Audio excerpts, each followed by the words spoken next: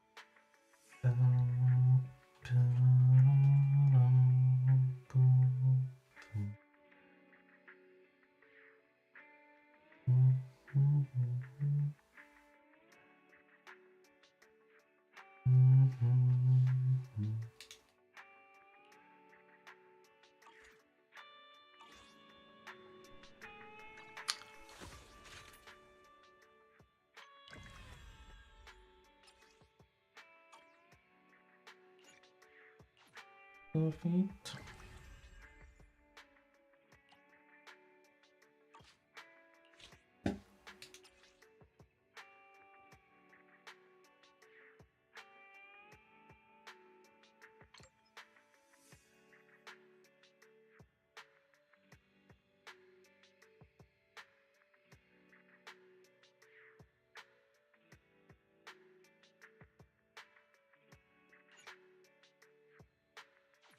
I need to select.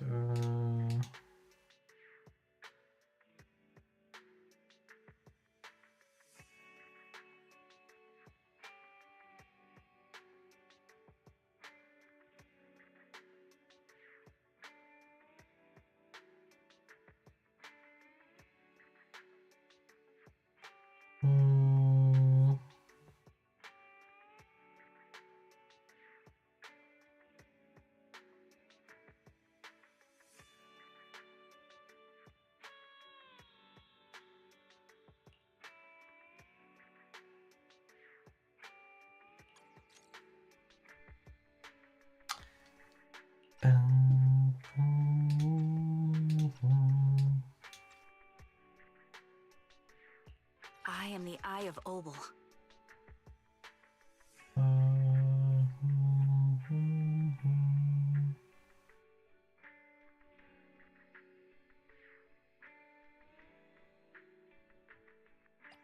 My loyalty lies with the winner. They take trigger. Standing by.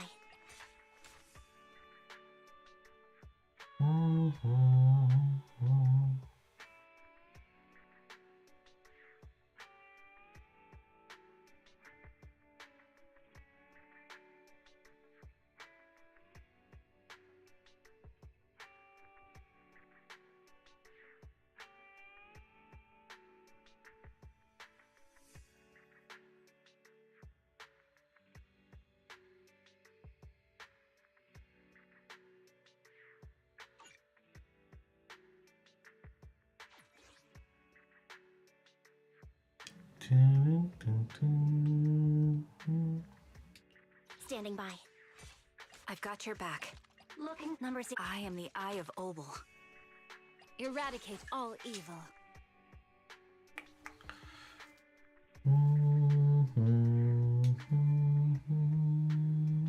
Want a glass of nitro fuel? Standing by.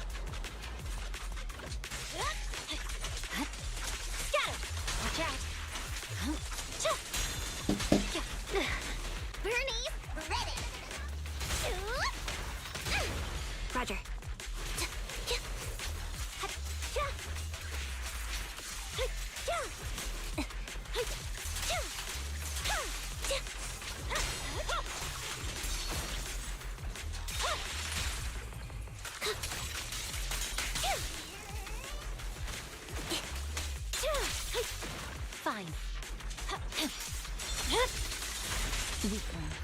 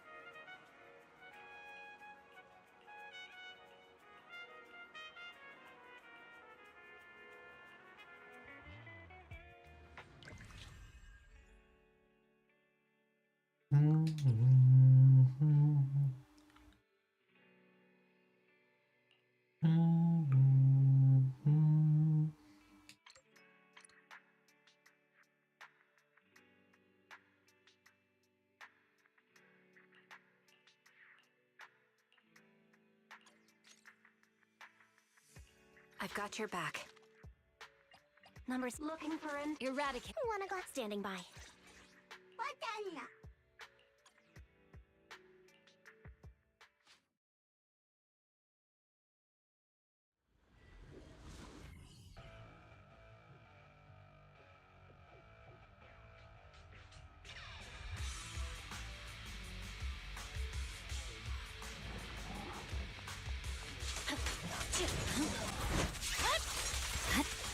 Scatter!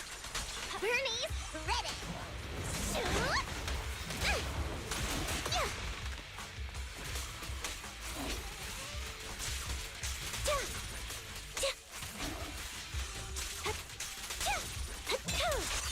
It's time.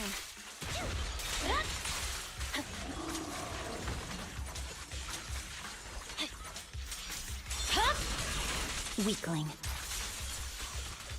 You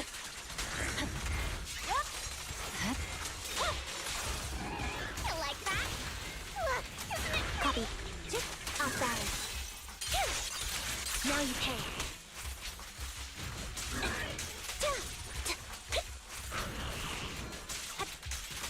Fine.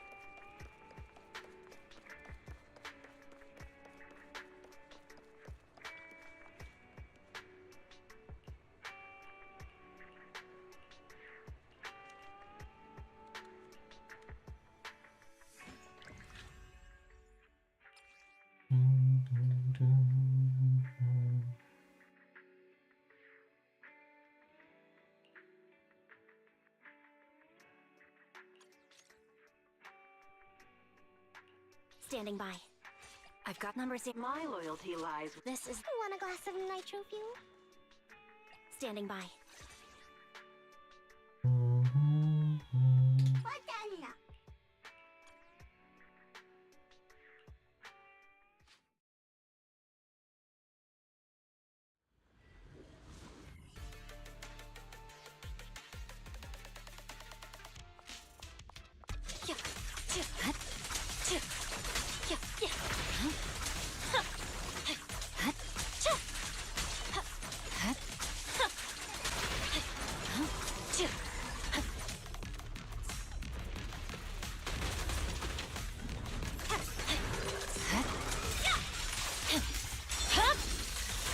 Weakling.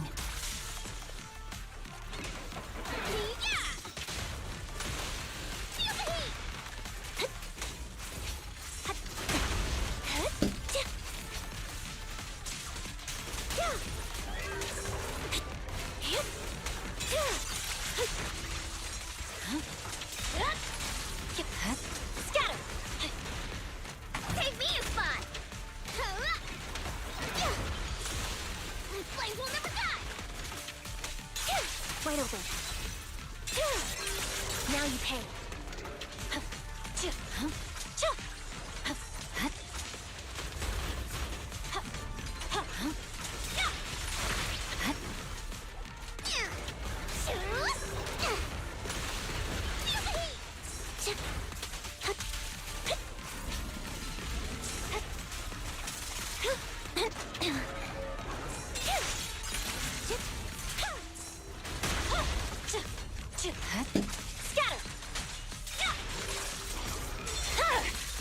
My blade is already sheathed. A perfect conduit. Brighter than fireworks!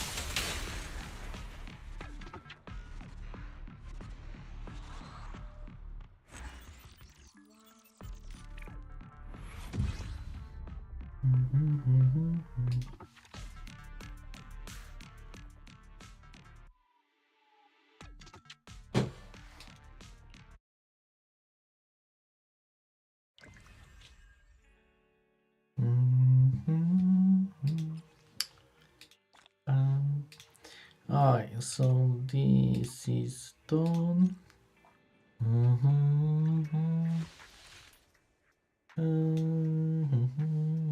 Are we doing trigger today too, or tomorrow or something?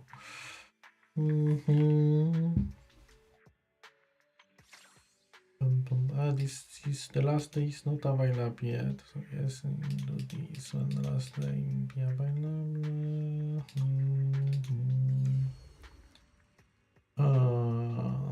This is done this week. This is done. I have the assault still to do. Do I want to start it today?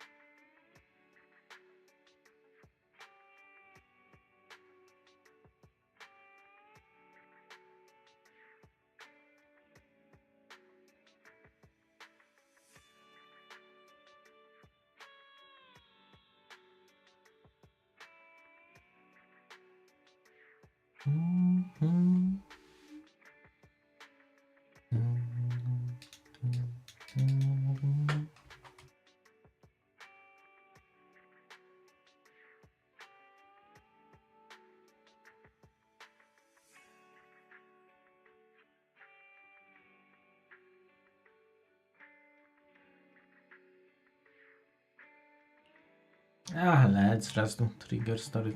If you already started with stories, let's just finish everything.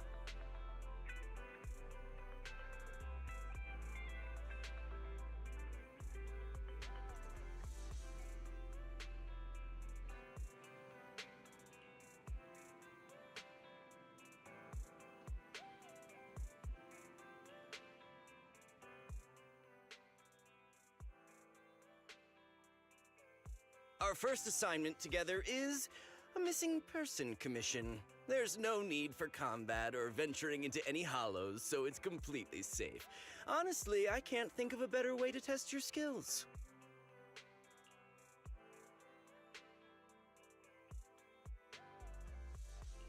Not to be rude to the client, but guiding people through the hollows is what a proxy does. A commission that doesn't even require stepping in one seems kind of pointless for us to handle, right? Don't get me wrong, I'm definitely not trying to pass this off on you. Your ability to navigate the hollow is unquestionable. That's what makes a proxy a proxy. But this role involves more than just that, and this commission is a perfect opportunity to demonstrate those other skills. To be honest, the client barely gave us anything to work with, just pieces of info. That's why this is a perfect chance to show off your skills in gathering intel, spotting details, and negotiating. All the makings of a top-tier proxy. You've made your point. Guess we can't refuse now. Let's see the job.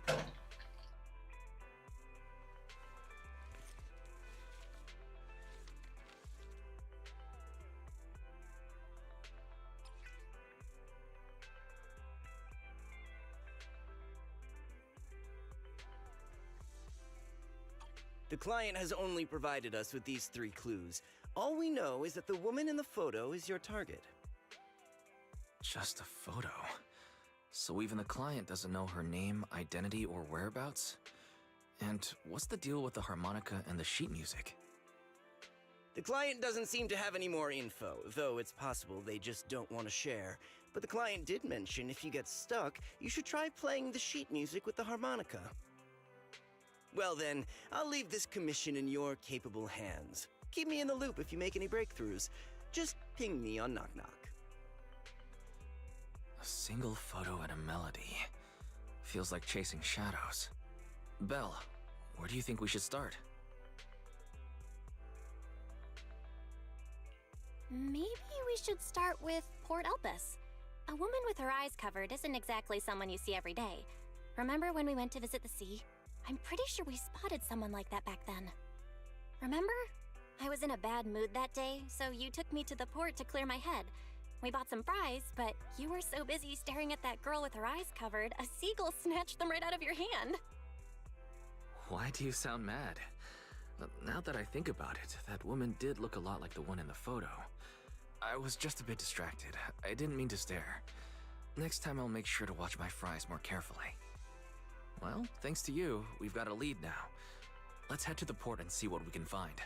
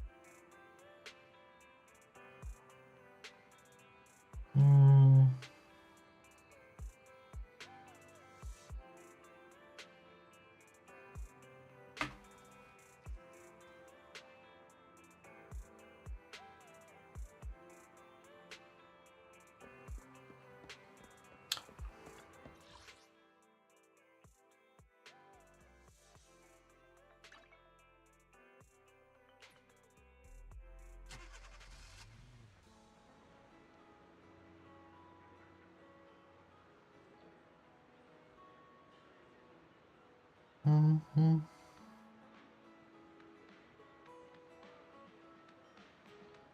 Mm-hmm.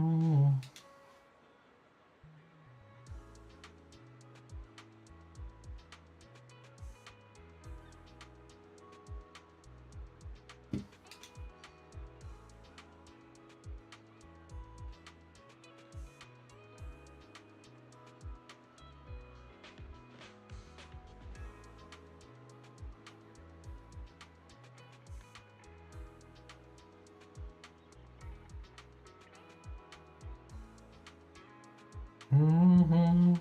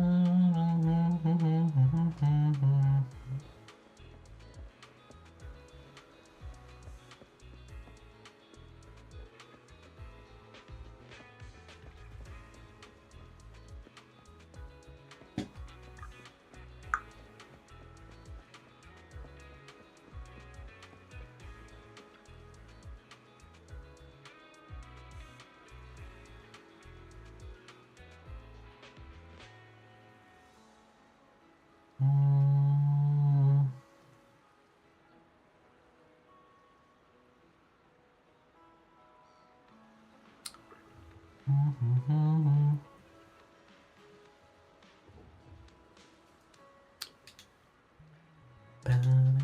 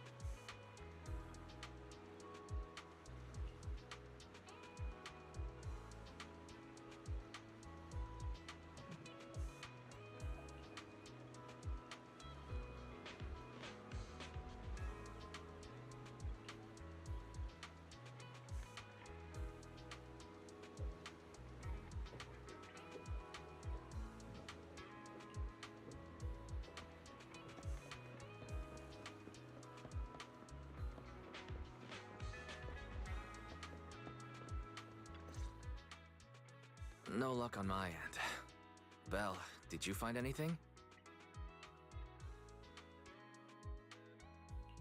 I was wishful thinking to assume that a quick stroll through the port would solve this. But since we're here, might as well give the harmonica a try.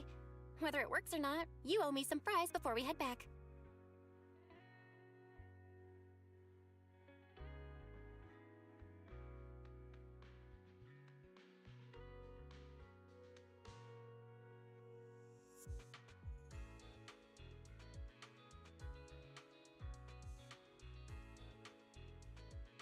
I'll do whatever you say, but Belle, would you mind giving the harmonica a try instead?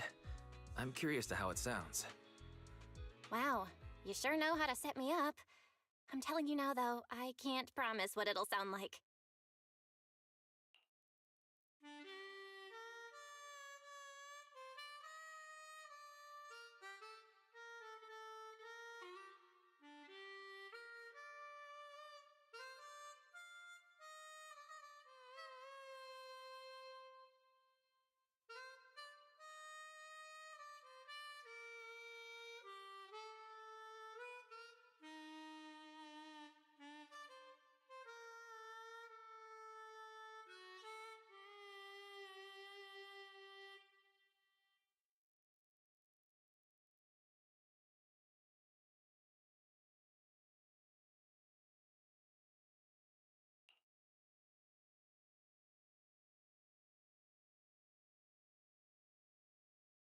Uh, how do I put this?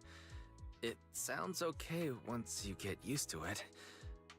But nothing happened, so I guess we should just get some fries and head back. Excuse me. Were you the ones playing the harmonica just now?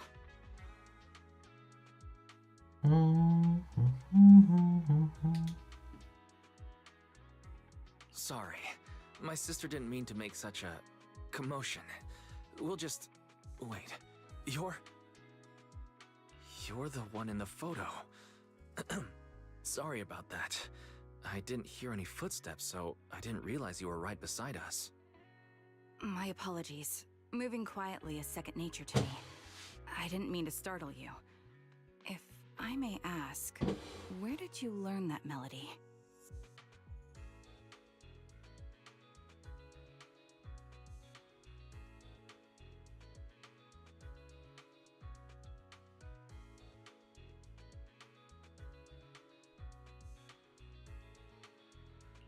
Well, the two of us are proxies, and this song was given to us by a client. We never thought it would actually help us find you. Our client is the one looking for you. Why don't we discuss the details somewhere else? I see. Please lead the way. I'd also like to meet this client of yours. Let's head back to the store. Okay, let's go check in with Shepard. Oh, I almost forgot. Your name is... My real name. I haven't used that in a long time, but I do have a code name. You can call me Charon.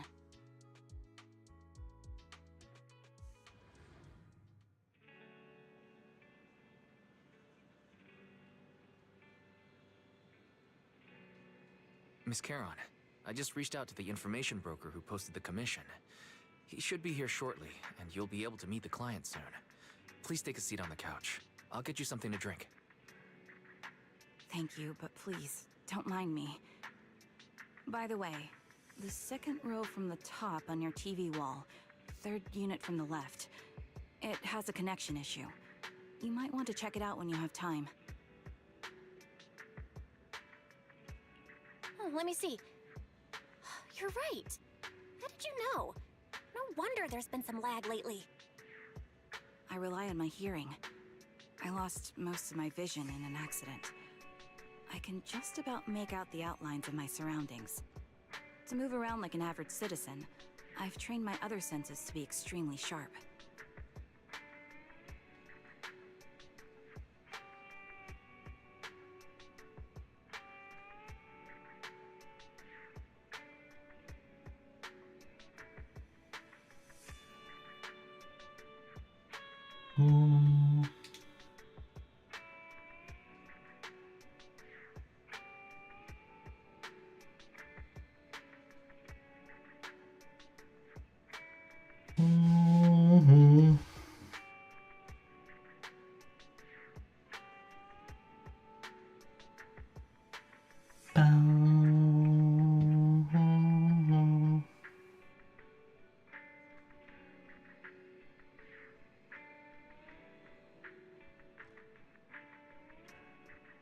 heard a faint buzzing sound.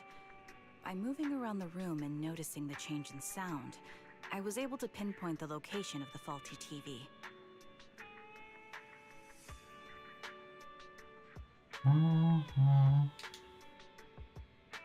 Sorry. I hope my question didn't seem rude. No need to apologize. Vision isn't the only way to perceive the world. As proxies, you two should know that better than most. Anything that can be seen with your eyes can never be considered a secret.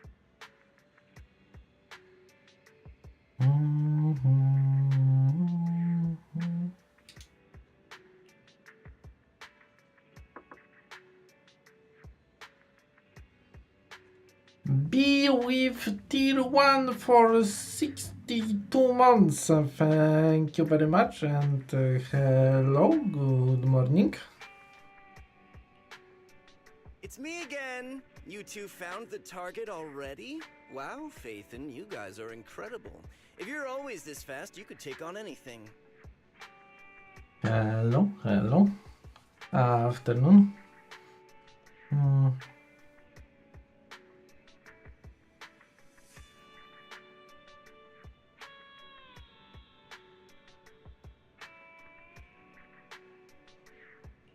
High efficiency? It's nothing really. By the way, didn't the client come with you? Kara here would like to meet them. Why I'm coming at night time? Because I woke up at night time, so started earlier. Well, why not? And there was V-Bucks mission, so.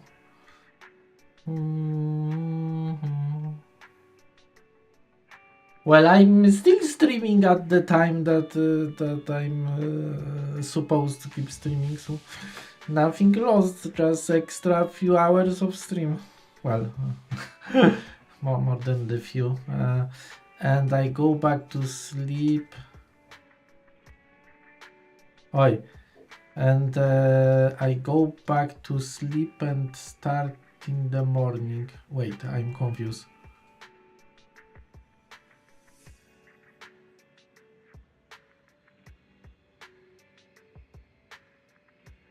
And you go back to sleep and start in the morning. Not. What do you mean I go back to sleep? No, I'm still awake. I didn't came back to sleep. I started at night, and I'm still here. Since the night time. I'm confused.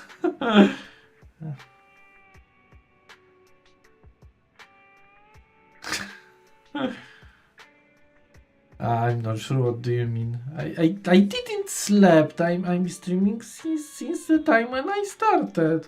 Well, okay. If nobody would be watching, or I could get bored, then I will probably go back to sleep and start stream again at 2 p.m. That is my official start time. You said you woke up in the middle of the night, and yes, exactly. Because I had nothing else to do.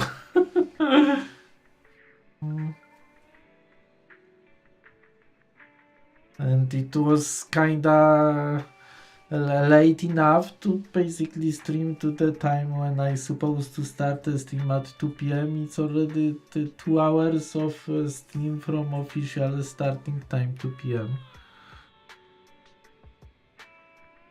So, well, I could just do nothing on play games and not stream, but if it was already almost my stream time, then I just could stream longer.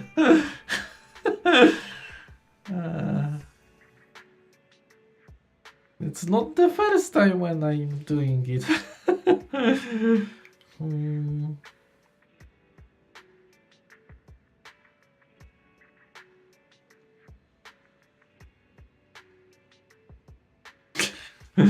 Aye.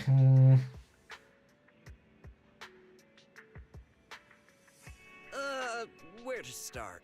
It's great that you were able to find the woman in the photo, but there's a new problem. Dun, dun, dun.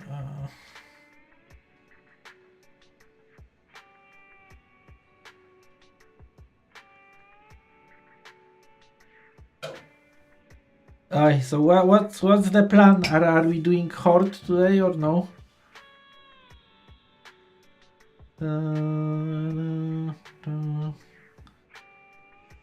I can't get in touch with the client anymore. There's been no reply from his Knock Knock account since yesterday. I brushed it off at first, but there's still no reply today. Just when I thought he might have skipped town, his account suddenly sent me a location. We can't get on until later in the evening. Okay.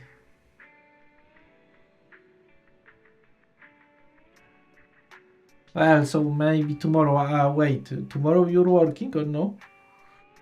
Do you have time tomorrow or not really?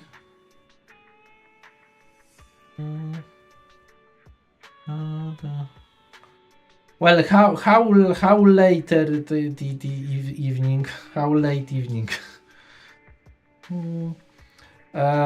We have been working non-stop since last Saturday. Need to catch up with lots of stuff and working tomorrow. Okay, so probably some shopping and stuff. Makes sense. Da, da, da, da.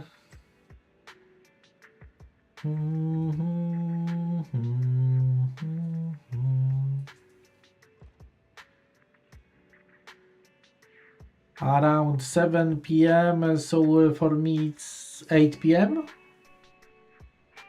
because we both have time change, right? So we still both 1 hour off.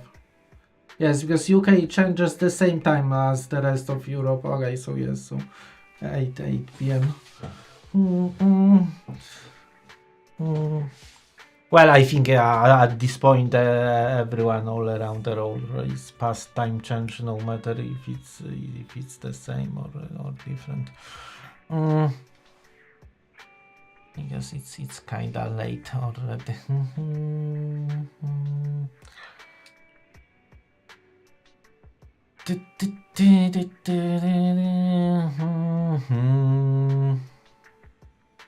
Based on what you've said, there's a good chance the client encountered some trouble involving the Hollow. Still, it's too early to say for sure. Either way, I'll keep trying to reach the client. I hope he's alright. Let's stay in touch for now. We won't be wrapping up this commission for a while. Sorry, but I overheard your conversation. Could you share that location with me? If I investigate the Hollow, I might pick up some clues. You're Miss Charon? No offense, but the Hollow isn't somewhere just anyone can waltz into. Without a carrot or combat personnel, it's a death trap. You should wait. I'm a soldier. I served with the Eridu Defense Force under the Chrysoberyl Division. Even after retiring, I've made countless trips into the Hollow. You can trust in my combat skills. The heart rates of you and the 2 proxies here seem to have just spiked. Don't worry. My military days are far behind me. I have no current ties with them. As for getting into the Hollow, proxies, can I request your assistance? I don't know anyone else who could guide me. I'll pay the commission fee as best I can. If you don't want to be involved, that's fine. I'll think of something.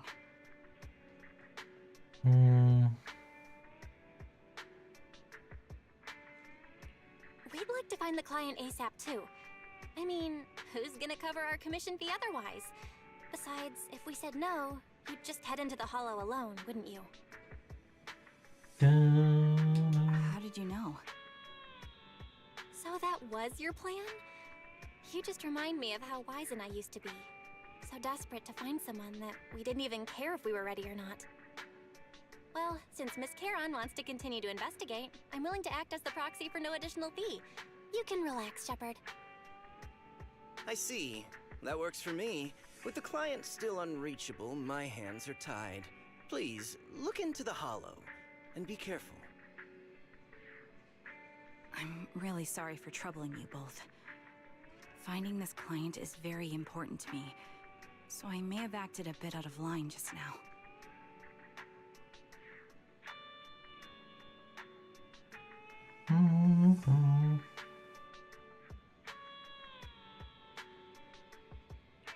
No worries. Seeing how determined you are to find the client, we couldn't just sit by and do nothing. Let's work together to find them.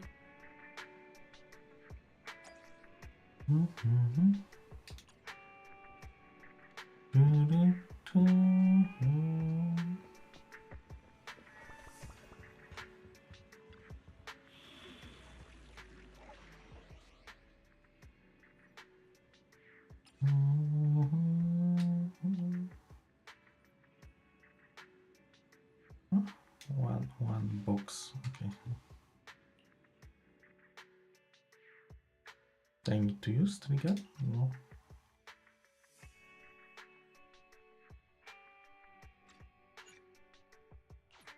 I've got your back. Eradicate all evil. Want a glass of nitro fuel? Let's light this hollow up!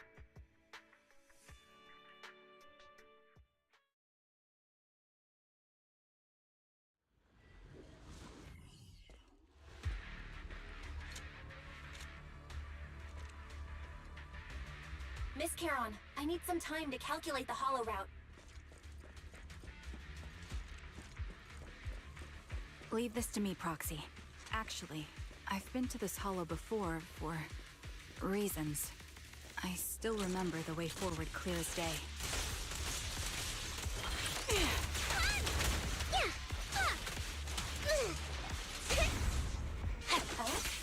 Why don't you wait just a little longer? Calculating a path doesn't take that long. The path ahead. It should be right around here. I wasn't here too long ago. It's over. One moment, Proxy. I might have misremembered. I just need to think. Sorry for being so presumptuous, Proxy. I got ahead of myself and made things difficult for you.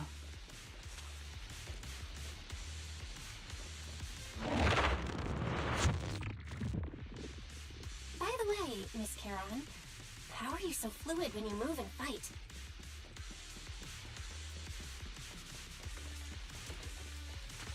Is it because of your sharper hearing and heightened senses? Ether vision activate. That's one part of it. In fact, my eyes gained some unique abilities as they changed.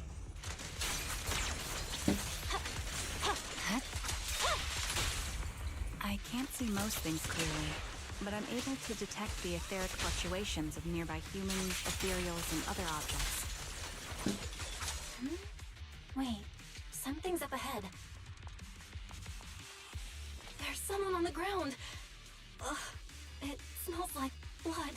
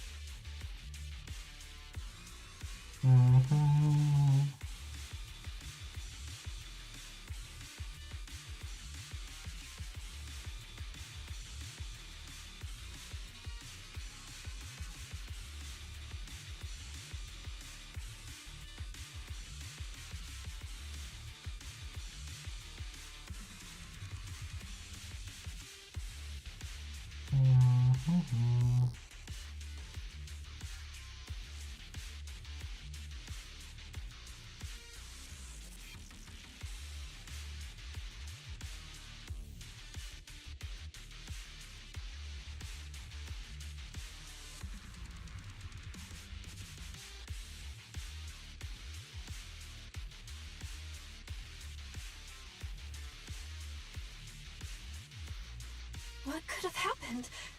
Who did this? Given the depth of the wound and the caliber of the bullet, the killer was a sniper, just like me.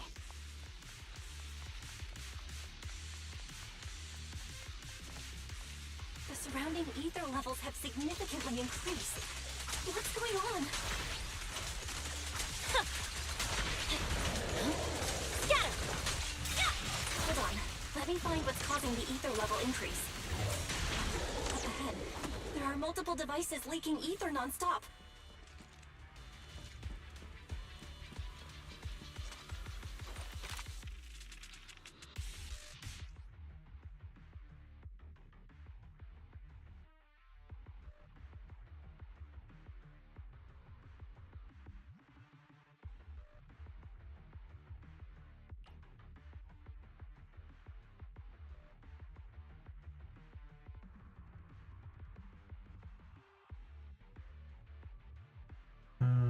Da-da-da.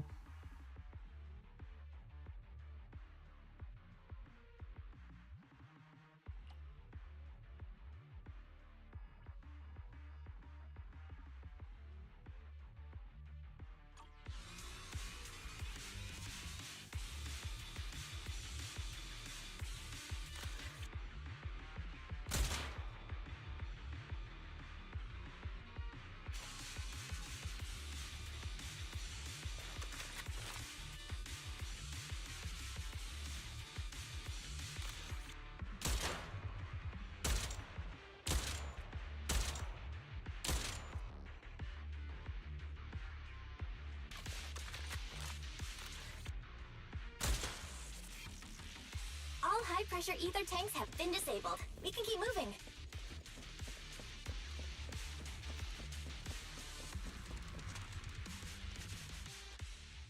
Proxy, there are 4 people over here. They're all still alive. I'm not detecting any ether fluctuations from any other life forms nearby. Great, that's a relief. Charon, can you confirm their condition? Confirmed. 1 is seriously injured. A bullet pierced their lung. The other 3? No internal injuries, just a few minor wounds. They're all unconscious. The one with severe wounds. His etheric fluctuations are nearly completely gone. He's beyond saving. Who are you? Help me. It hurts. So cold. I don't want to die. There must be something we can do. I'll contact the hospital, and we can get him out of the hollow. His internal organs are ruptured. He'll bleed out long before we can get him out. No rescue team can beat the clock when life fades this fast. Am I dying? I just want to go home.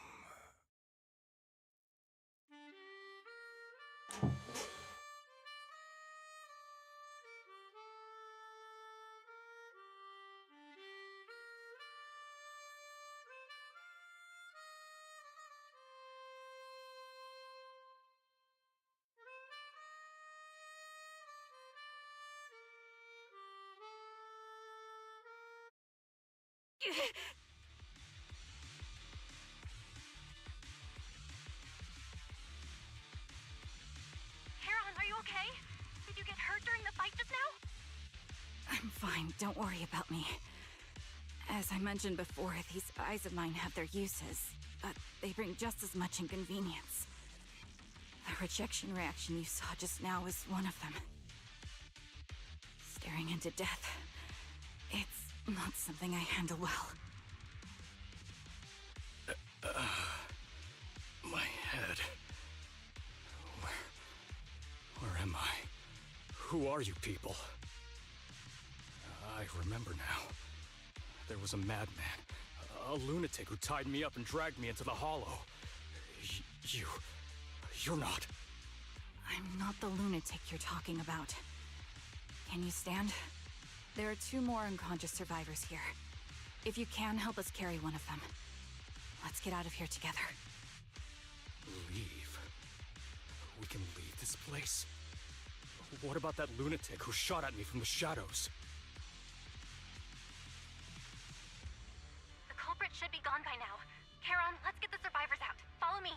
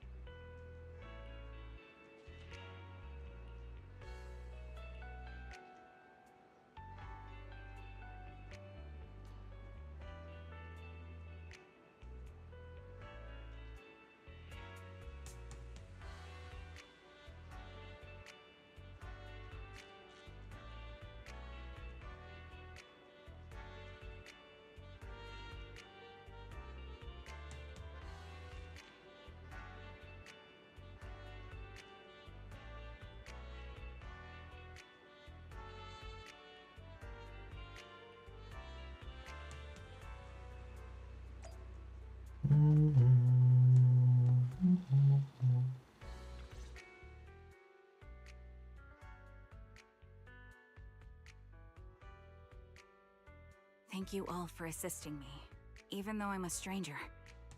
You've given me valuable information.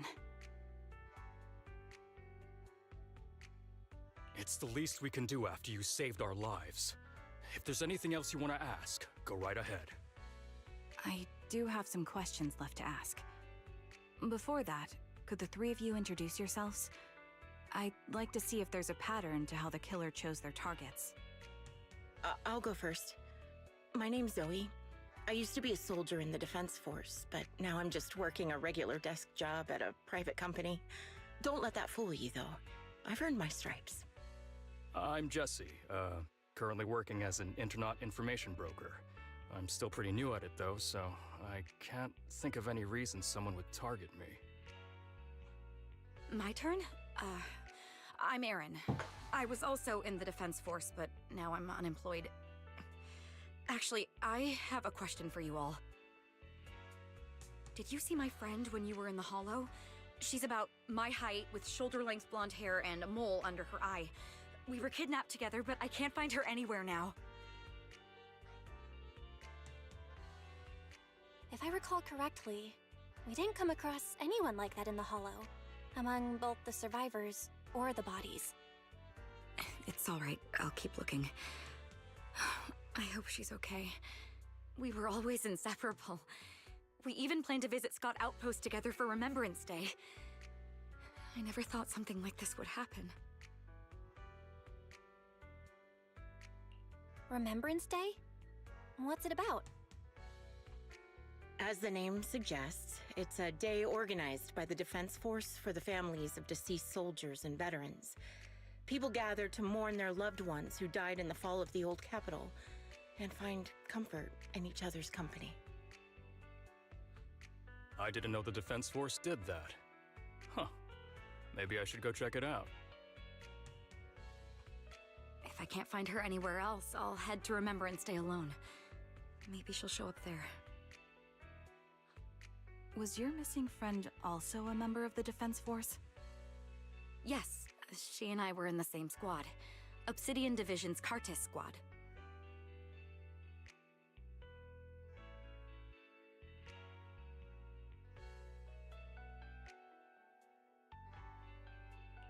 This sounds like a series of murders targeting the Defense Force. But Jesse wasn't with the Defense Force. No, you're probably not far off. Jesse claims to have been up front, but he neglected to mention he was once part of the Defense Force. Right, Jesse? Well, that's... I just don't like bringing up my past in the Defense Force. It's not like I'm trying to hide it. They're just memories from my time there that I'd rather forget. I was part of Obsidian Division's Noct Squad. That's the absolute truth. I was also in the Obsidian Division, Impera Squad. I don't know who those who died in the Hollow were, but it seems the killer really is targeting members of the Defense Force. Wait a second. If I remember correctly, during the fall of the old capital, didn't our three squads work together on a mission outside Hollow Zero? We did? I don't really remember. I have a vague memory of it, but there were so many people on the mission, I don't remember your faces. Thank you all for the information. I'm starting to see a pattern in the killer's choice of targets. But there's something else I need to ask.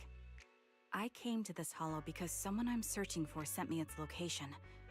And that person was likely being held by the killer as well. Did you happen to see anyone else?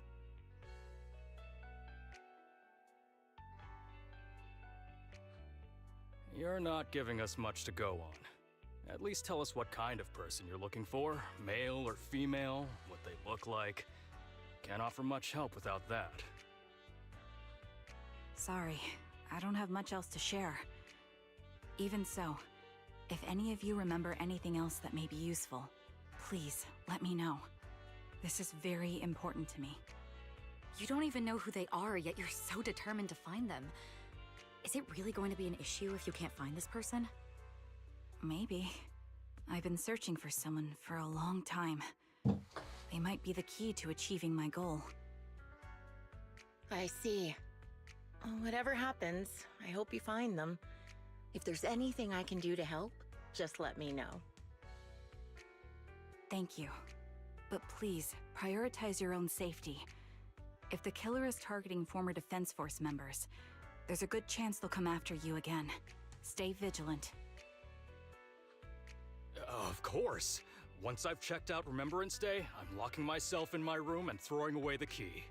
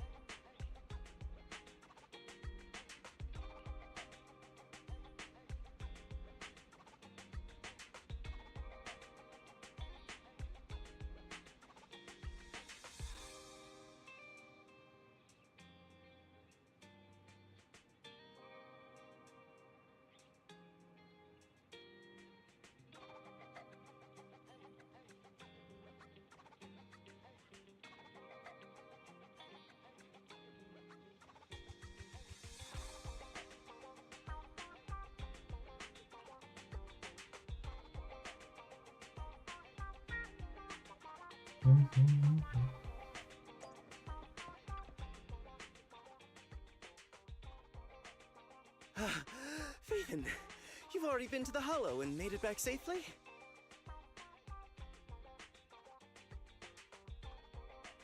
Did you run all the way here?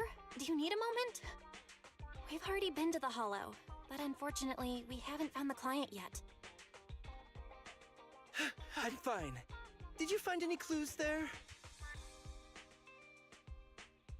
There are traces left behind. Signs of a kidnapping. It's very likely the client was involved.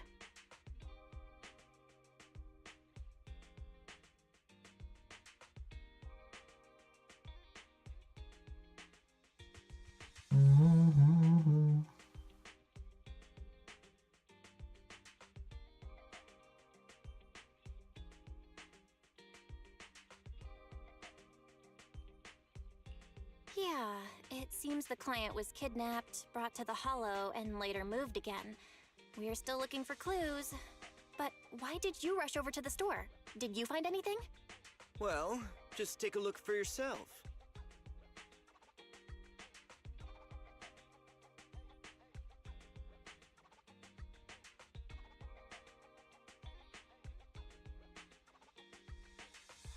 I checked a map of New Eridu.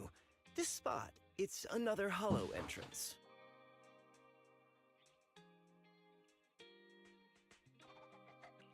We've been chasing dead ends with absolutely no clues, and now one just appears out of nowhere? Something smells fishy here. You're sure it's just a disappearance for now and nothing more serious has happened, right? If that's the case, the situation is still manageable. No matter how shaky the clue is, let's keep investigating. Just be careful. Any casualties, and this will become something beyond our control. At that point, stop the commission and contact me.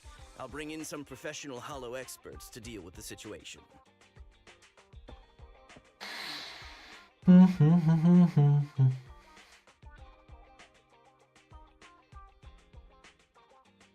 Thank you for not revealing what really happened to that information broker.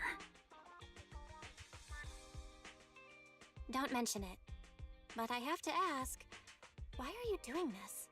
calling for help might have been the safest way to handle the situation. The killer is a sniper who has no qualms about taking lives. Judging by the victim's injuries, it's clear they know how to deal a fatal blow and how to inflict pain without causing death. Most Hollow Raiders lack experience dealing with snipers. If they encounter the killer, it's likely to end in a difficult fight, or worse, casualties. And besides, asking for help from others would only delay the search. The client is at risk right now, so I think we should follow the clues and enter the Hollow as soon as possible to ensure their safety. I helped you keep this from Shepard, but I have to admit, it's just too dangerous. What if this lead is a trap? Who even knows who's really behind the client's messages anymore? I understand, I really do. But what if we're late and something happens to the client? Why is the client so important to you, Charon? Would you be willing to tell us? Are you so set on finding them because they're connected to the person you've been looking for? The client's true identity might be the very person I've been looking for. And if not, they most certainly have some vital information. Since leaving the military, I've spent years searching for my missing teammates. They were more than just comrades who trusted me with their lives. To me, someone raised as an orphan, they were family. I've scoured countless hollows and every corner of New Eridu to find them, but I've never found a single lead. Until I met you and heard that melody on the harmonica. It's called Homecoming. My squad leader composed it. Only our squad knew it. And yet that client of yours not only knows the song, but also gave you the sheet music. Please, Proxy. This client is the only lead I have left. I'm certain my teammates are still alive. If this trail goes cold, I don't know when I'll get another chance to reunite with them.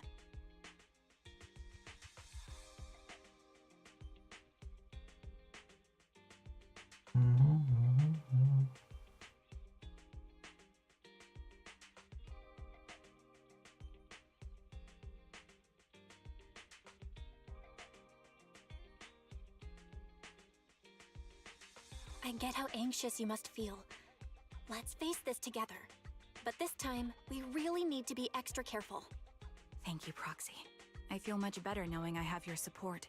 You can trust me. I'll protect you if the killer is really waiting for us in the Hollow. We'll make it out in one piece.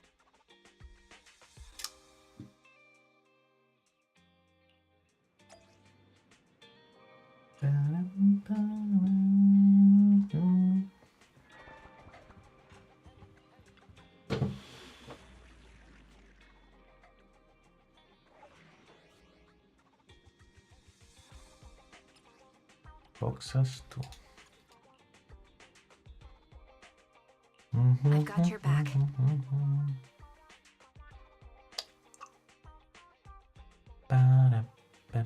Eradicate all. Let's fire it, sure. Let's go play.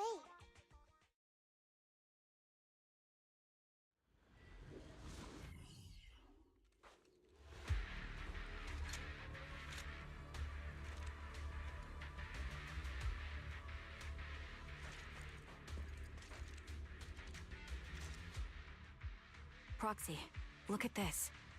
A communicator left right at the Hollow's entrance. Why is there a communicator here? It doesn't look like it was randomly left behind.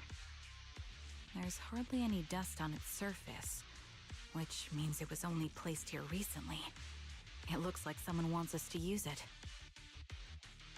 Ah, such decisiveness. Following random location info without even thinking twice. I'm glad, Sniper of Liar Squad.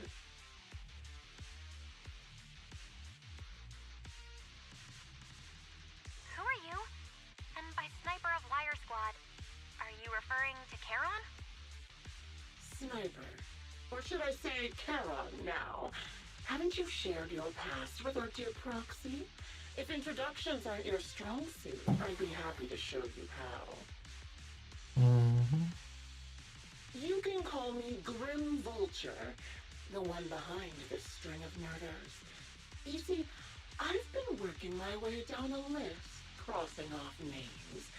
And now, Charon of Liar Squad, your name is next. Looks like you've done your homework on me.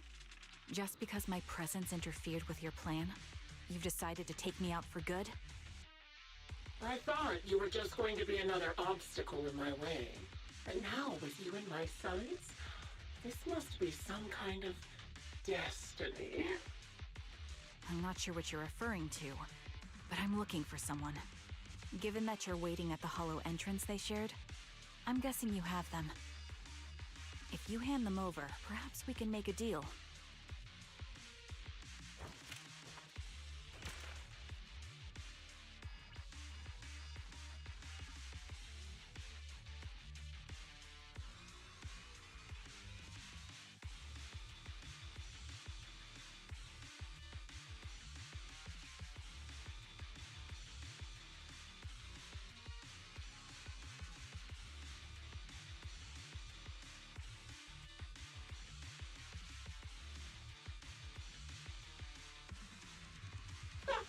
So your version of making a deal is stalling for time to locate me and lining up your shot? Can't say I'm surprised. After all, that's exactly what I plan to do too. You seem to have rather unique eyes, but you'll never get the chance to hit me. After all, no one's better at counter-sniping than me. Seems talking won't resolve this, but I'm not averse to using force.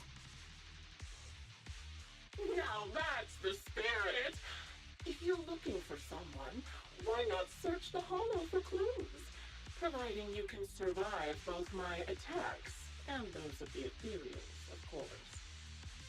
Oh, and I've prepared a little gift for all your trouble. I hope you still have that determined look on your face after seeing it.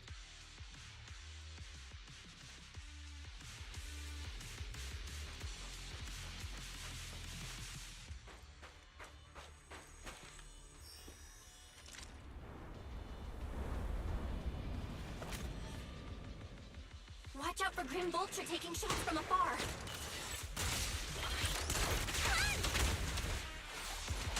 Is there nothing we can do?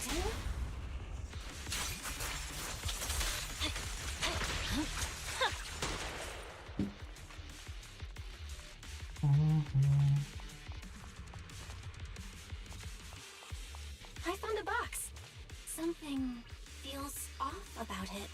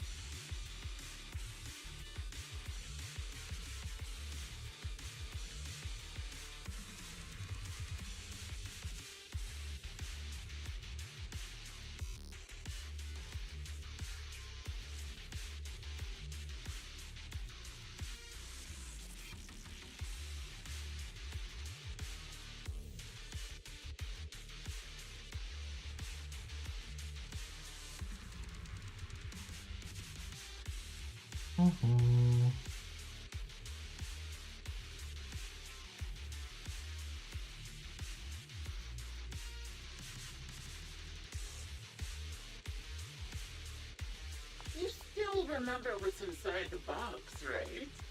Your loyal teammate's cap, the one Styx always wore.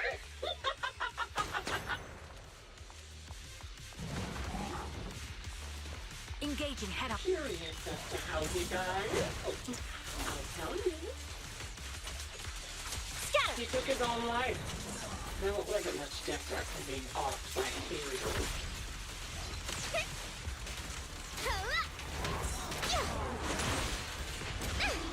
Ethereals had almost completely taken over his body. He was being corrupted, covered in ether crystals. His core was almost fully formed. Another high-pressure ether tank. And a lot of ethereals have already been drawn to it.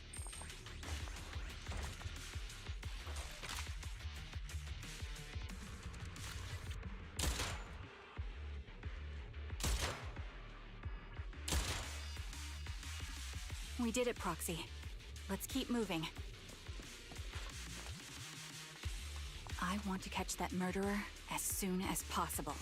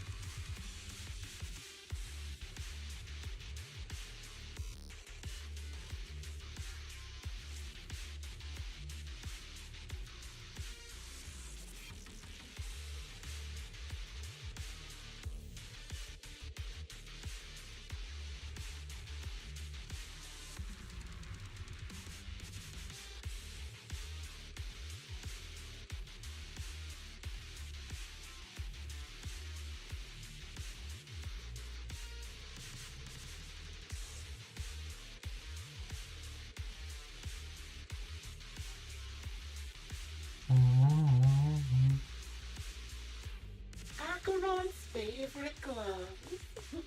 It wasn't easy getting my hands on them. As expected of such a famous, beautiful commander, even her gloves are stylish.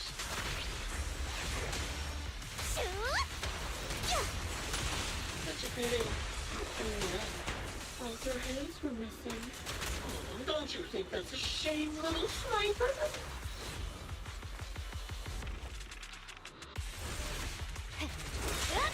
Such beautiful hands, but they could no longer focus. Ethereals gnawed off her arms and part of her leg as well.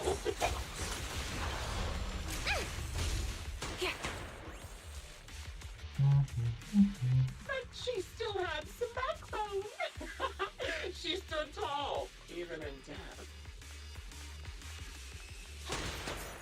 It's just as I said. She died from multiple fatal wounds. Even the most beautiful flower will wither without protection, won't it?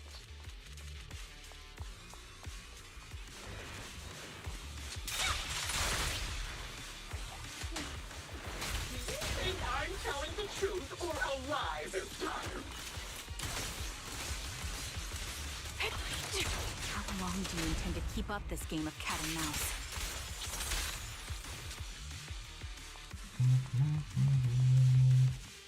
I'll be...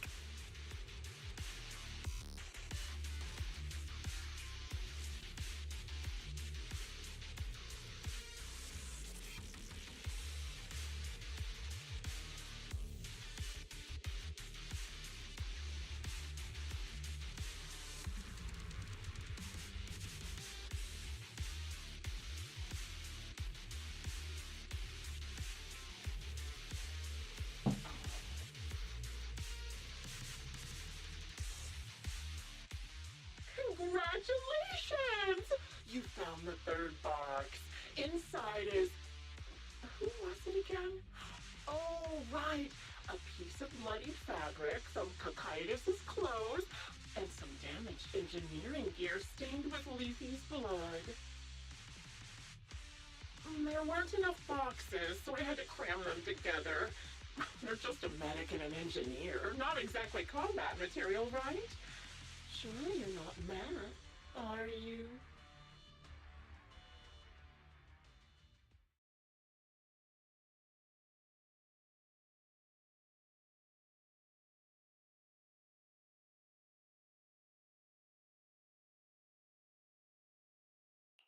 Enough already! Using her squad mates? Her family to mentally torture her? That's vile. How much longer are you planning on doing this? Oh dear, did I go too far? My sincerest apologies. It's just, watching you plunge headfirst into my trap was so entertaining. I may have gotten a bit carried away, you know?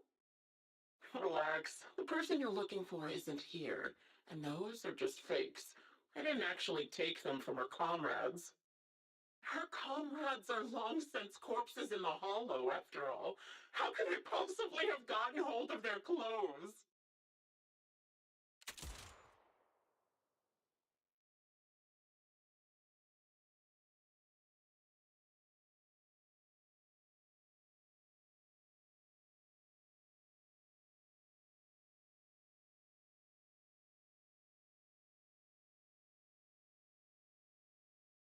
Ooh, a decisive strike to be sure.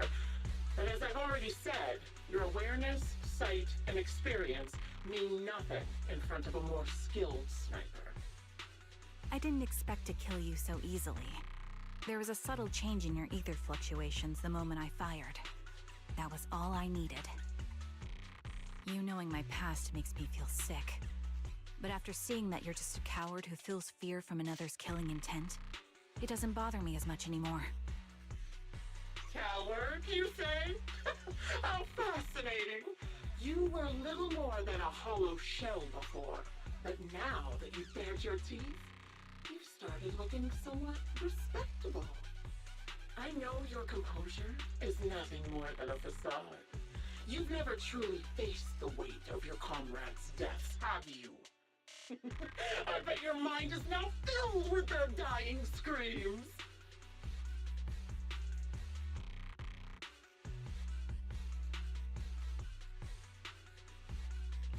Karen and I both believe her squad is still alive. You can drop the act.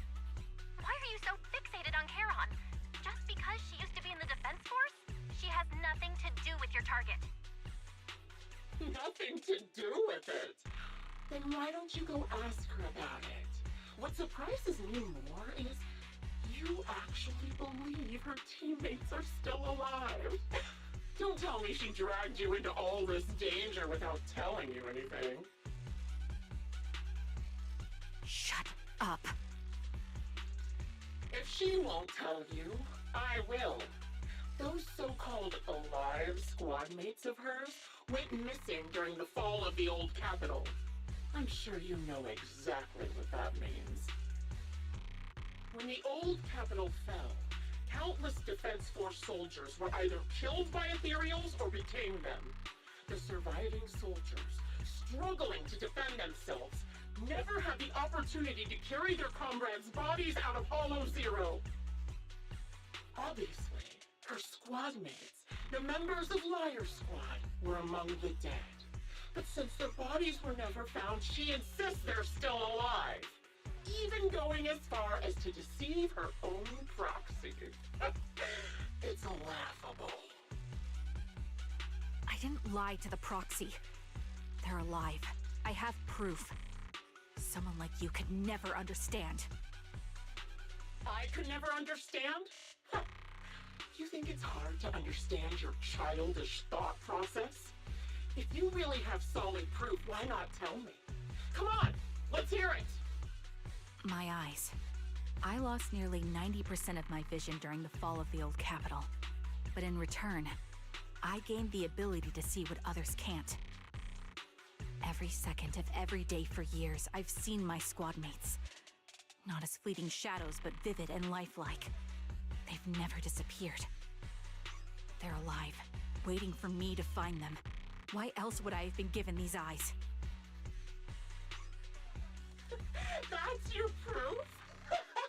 Did you hear that? Proxy hiding in the bamboo. She spent years chasing after people who couldn't possibly exist, all because of some ghostly visions.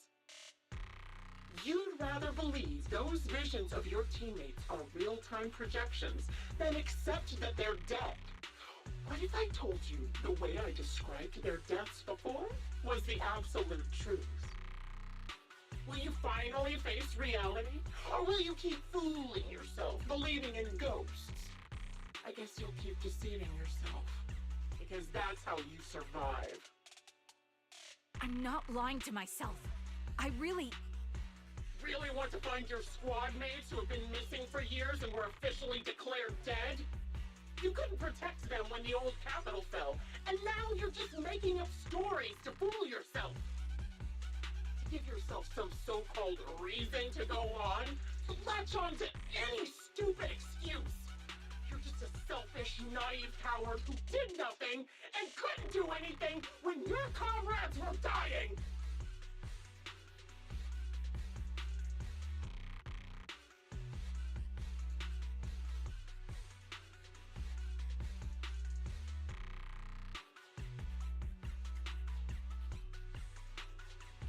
Giving up already? At least you've got a shred of dignity left. Nothing disgusts me more than a useless hypocrite. Enough of this. Time to die, coward.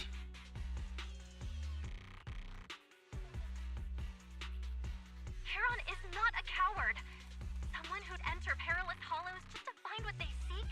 Someone who'd play music to console a dying soul, despite the pain in their eyes, is anything but a coward. At the very least, she's far braver than a criminal like you, who hides in the shadows, enjoys torturing others, and is constantly in fear of being caught. Roxy, Your proxy sure has a way with words. I won't waste any more of my breath. Just die already.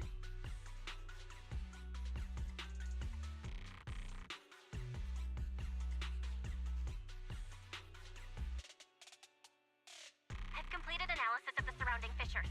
Charon, snap out of it. We can use that fissure to escape. Fissures? When did you... Still trying to play tricks.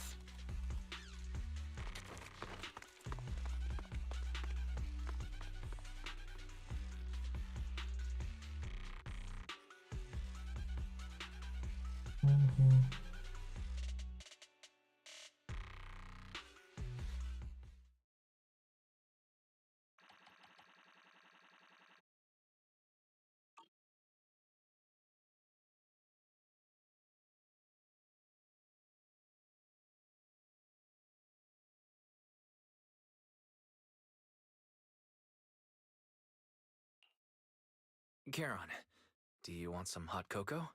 I'm sure you're exhausted after such a tough fight. You should get some rest. thanks, but I'm fine.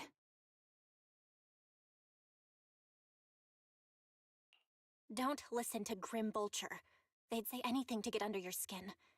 Once we start doubting the truth, we've fallen into their trap. No, Proxy. I think Grim Vulture has a point. Maybe it's all just in my head. The things Grim Vulture left. When I touched them, I was reminded of the day the old capital fell. I felt the same sensation when I touched an injured comrade. I tried to shake off that feeling, but the truth is, I can't stop thinking about the possibility that all my squad mates are dead.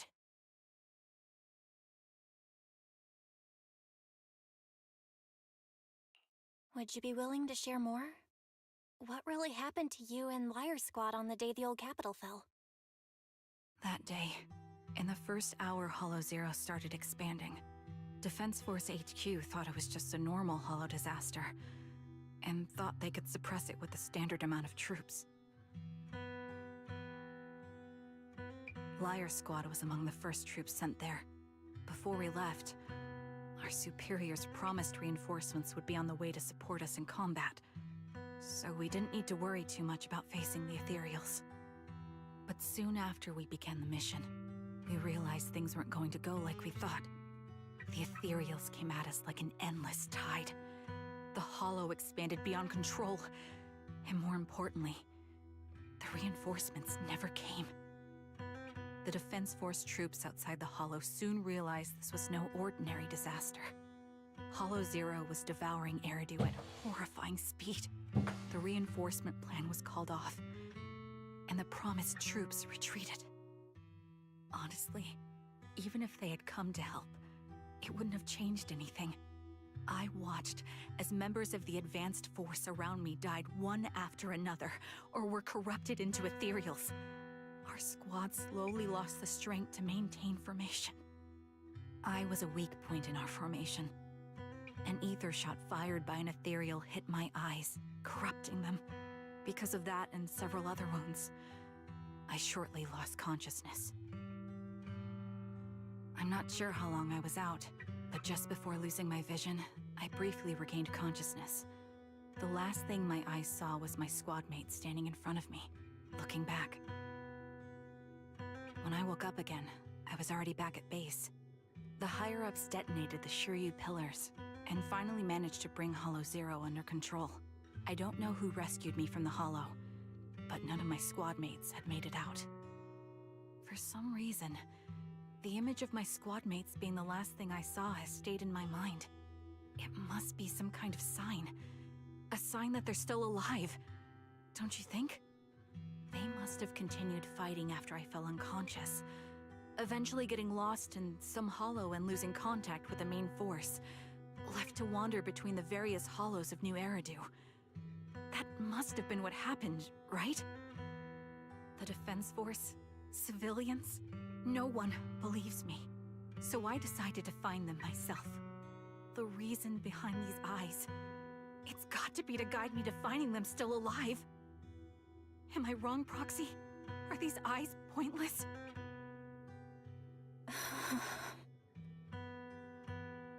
I knew that's what you thought. Interpreting what my eyes see as proof my squad mates are still alive is just wishful thinking. But if they're really gone, why would I have been given these eyes, which bring nothing but pain? If they're truly no longer alive, how can I apologize to them in person? Tell them I'm sorry. Sorry for being so weak. Sorry that I failed to protect them. Their faces are all so blurry. I can't see their expressions. I can't even bear to look at them. If their final look at me was filled with resentment and disappointment, I wouldn't know how to handle it.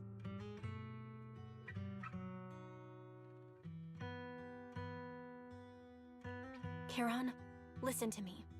Even if everyone else thinks you're wrong, Wise and I will never dismiss your determination to find your squad mates. You don't need to make any justifications, because someone close to us is missing too, and we desperately hope she's still alive. Even if the whole world doesn't understand, we will never give up. But I also think being consumed by this obsession, unable to move forward, that's not what those who matter to us would want. Belle is right. Listen, Charon, you're such a kind person. Maybe that's why you feel responsible for protecting everyone and blame yourself when you can't do enough. But you don't have to carry it all on your own.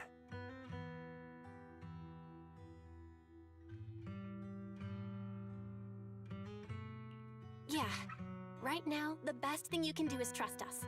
We can be sure that Vulture hasn't killed the client yet. As long as we have that lead, there's still hope. We'll support you. No one can dismiss your determination or will. No matter how things turn out, we'll stand by your side and we'll face it together. Proxy, thank you. I feel better now. At the very least, I want to keep investigating. I'm not just going to stop here.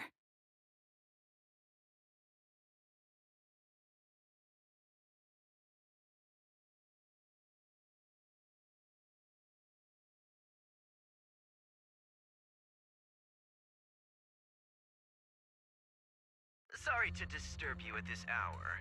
Did you go investigate that new hollow? How's it going? Oh, never mind. The client just shared a new location with me on Knock Knock. They're pretty eager, huh? Which hollow is it this time? No, it's not a hollow. If I'm reading this right, this location is Scott Outpost. Scott Outpost? Isn't that managed by the Defense Force and White Star Institute? What's Grim Vulture up to? It's Remembrance Day. Don't you recall what Aaron said before? They're holding an event right now, and the place will be open to the public.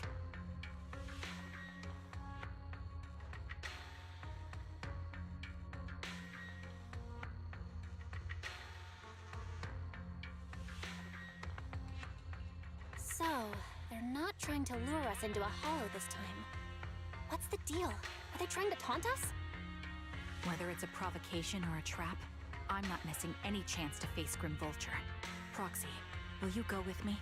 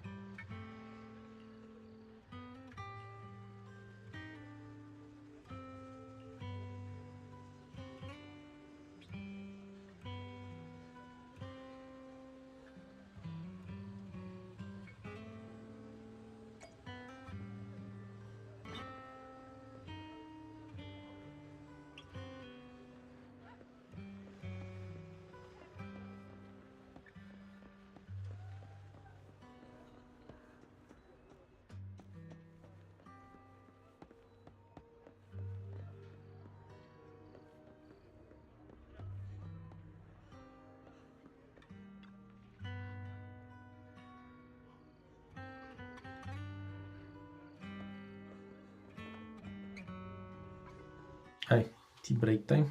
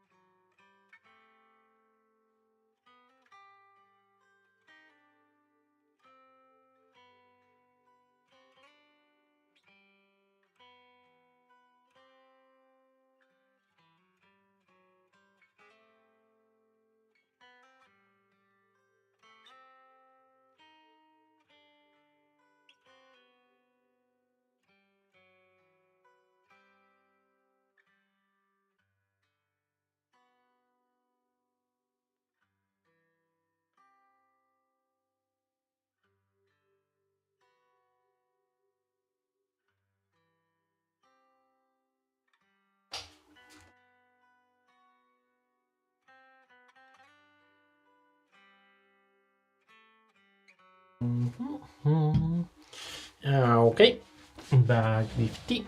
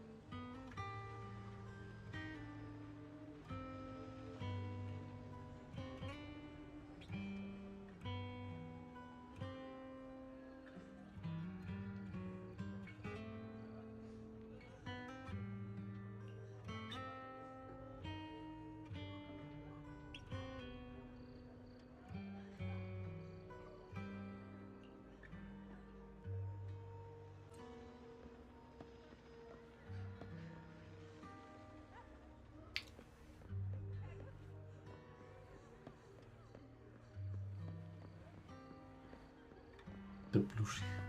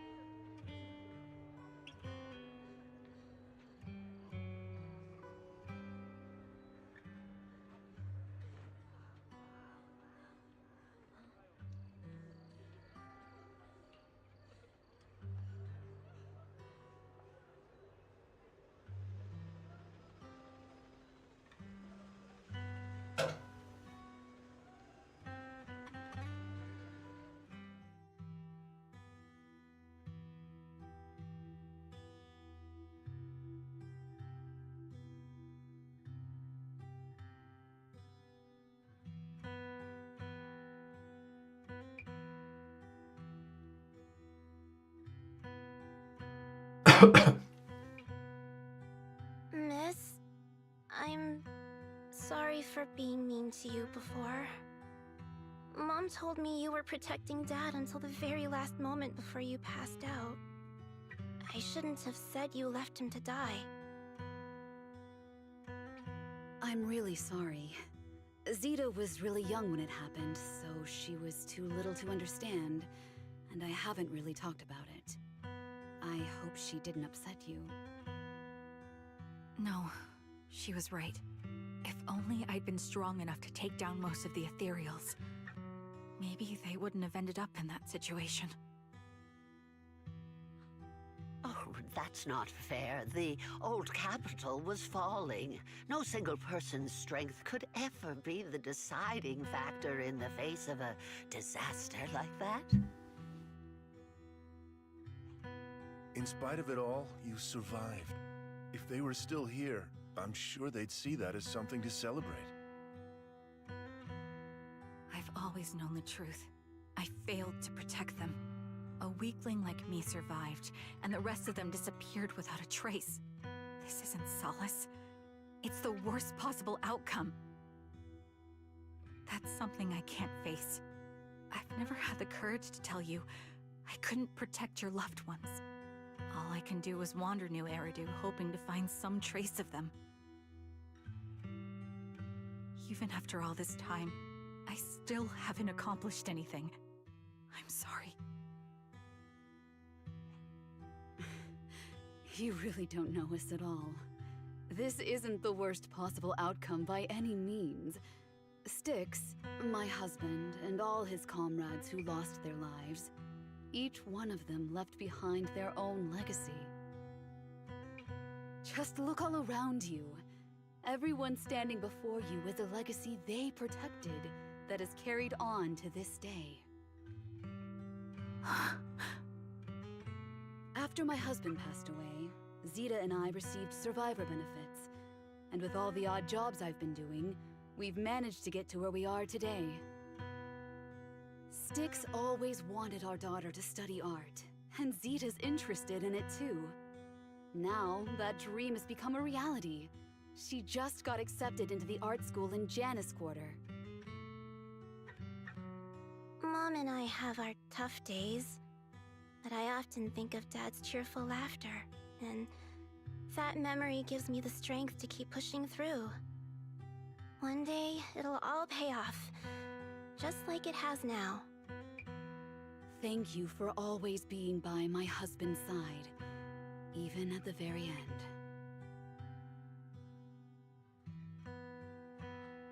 Well, I suppose you must have heard about my condition from my son. Ethel, Keyvis used to tell me about you. He often took leave or skipped work to earn extra money by part-timing, or to care for you when you were sick in bed. Yes, that's true, but I bet he never told you my illness became so bad that I needed major surgery, and he worked his tail off to raise the money. Who would have thought he would pass before me? I used the benefits from his death for the surgery, and that's the only reason I'm here today. In a way, his passing allowed my life to continue. Every time I think about it, I feel like I need to keep my body healthy and live a few more years. The sights I see, I believe he can sense them from somewhere far away. When I was too weak to take care of him, it was you and your comrades who stayed by his side. Thank you for everything that you've done for him. As for me, well, I'm currently working as a fashion designer. A fashion designer? Is that because of Acheron? It is. I'm sure you remember how much she loved beautiful things. She was always into fashion, so I decided to become part of that world. That way, she can always be with me. I admit I had no idea how fun fashion design could be until I actually gave it a shot. I wish I'd figured that out sooner. We would have had so much more to talk about. Anyway, I'm planning to start my own fashion brand next year. She used to say that after retiring from the army, she wanted to pursue fashion design. I really want to carry on her dream. It feels like my life's purpose. You know, she used to talk about you when she came home for the holidays. How your rivalry pushed her to keep improving. So, thank you. I'm proud of my sister. And I'm proud of you, too. As you can see, all of us have made it to this day, carrying the will of those we loved. So please don't say they left nothing behind. They've always been a part of every pain and joy we've experienced over the years. Please remember, everything and everyone in New Eridu is only here today because you all risked your lives in battle. Thank you. Thank you, everyone. It's been wonderful to hear about how you're all doing and to listen to these words. I'm so glad I decided to come here on Remembrance Day. Speaking of which, I wasn't expecting to see any of you. What brings you here today? I could ask you the same thing, Ethel. Last time I asked, you said you weren't coming. I only came because I suddenly got a DM from Nathan. He said he really wanted me to be here. I'm here because of Nathan's message, too. He was pretty insistent, so I thought he'd be here. But I've been looking around for a while now. I still haven't seen him. So, it's the same for all of us. I responded to his message, but he never wrote back. Isn't that strange? Sorry, but who's this Nathan you're talking about? Nathan is Lethe's younger brother. Frankly, out of all of us, he's probably the one who wants to see you the most. He used to be part of the defense force himself, and... The day the old capital fell, his squad was responsible for supporting the forces that had already entered the Hollow, which included all of you. He's told us that story so many times. When they saw how bad things were in that Hollow, some of the reinforcements called off their plans and pulled back. He tried to stop them, but there was nothing he could do.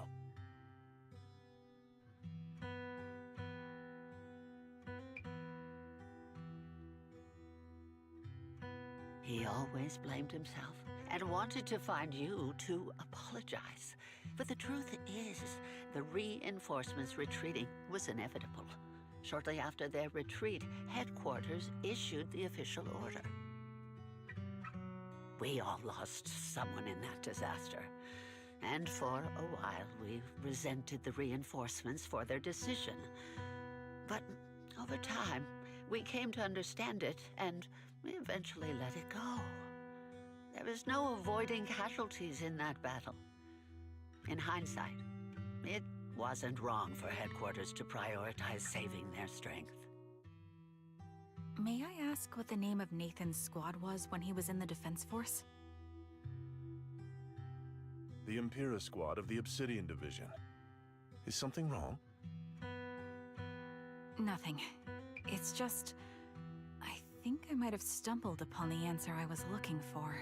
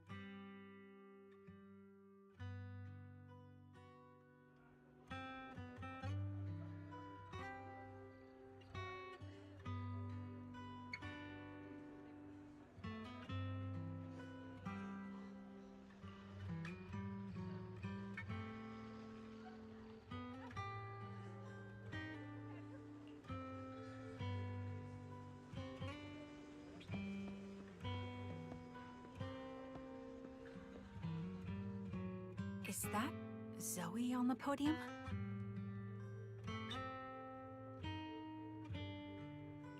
Is she here to speak for the soldiers? That seems fitting.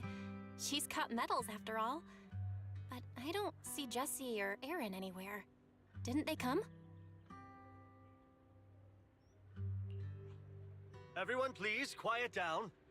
Zoe, of Nemesis Squad, a representative of the veterans, will now deliver the Remembrance Day speech. Hello, everyone. I'm honored to stand here and speak on behalf of all of the soldiers of the Defense Force. Today, we gather to commemorate Remembrance Day, a day born from the tragedy of the old capital's fall. Many of us lost relatives or friends in the disaster, and I am no exception.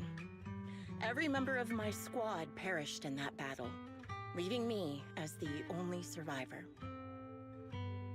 Losing the friends you cherish to the Hollow is a pain that never fades. It's a sorrow that will stay with us, now and forever. However, to the families of the fallen soldiers, hold your heads high with pride for your loved ones who gave their lives. They fought to the very last moment when the old capital fell. Death isn't the end, nor dishonor. It is their eternal medal. They gave their lives facing an unstoppable disaster, exchanging their sacrifice for the world we have today. In doing so, they fulfilled their duties as soldiers to perfection. Without the blood they spilled, Eridu would not have endured, and new Eridu would never have risen from the ashes. In honor of the wishes of the departed, look ahead, people of New Eridu. Our thoughts and remembrance of those who passed will be carried in every flicker of candlelight and in every bouquet of flowers.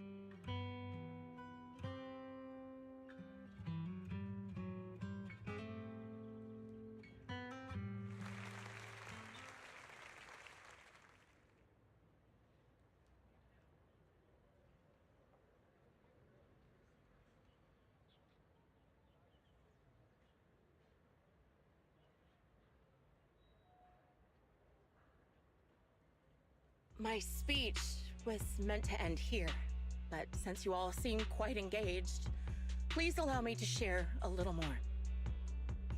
The reason you all agree with what I've said is because it offers a way to step away from the pain. That's what the living do. They seek ways to ease the weight of others' deaths so they can find a way to start over. This is the new Eridu of today.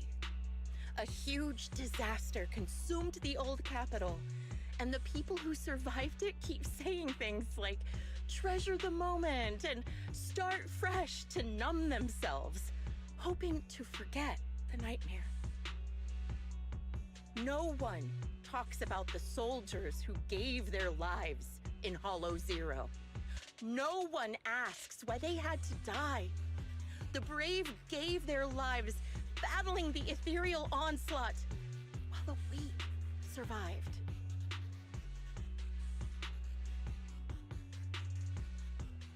This is New Eridu, built by weaklings. Its order founded upon their way of thinking. Your applause makes me realize you all accept this logic. Each of you had loved ones who sacrificed their lives in the fall of the old capital. And now, you're thankful that someone has encouraged you to move on from them. What meaning does the sacrifice of those who died have if you all choose to forget? Have you never thought about why your own loved ones had to die? And why no one is responsible for their deaths? Miss Zoe, there's not much time left for your, Open your eyes! I'm speaking to those who have lost loved ones! If death is the medal for the fallen, then pain is the cross the living must bear. If you fear its weight and run from the suffering, the soldiers will never find peace in their eternal rest. To tear the wound open once again, so you'll never forget the searing pain! That's the real meaning of Remembrance Day! I don't agree.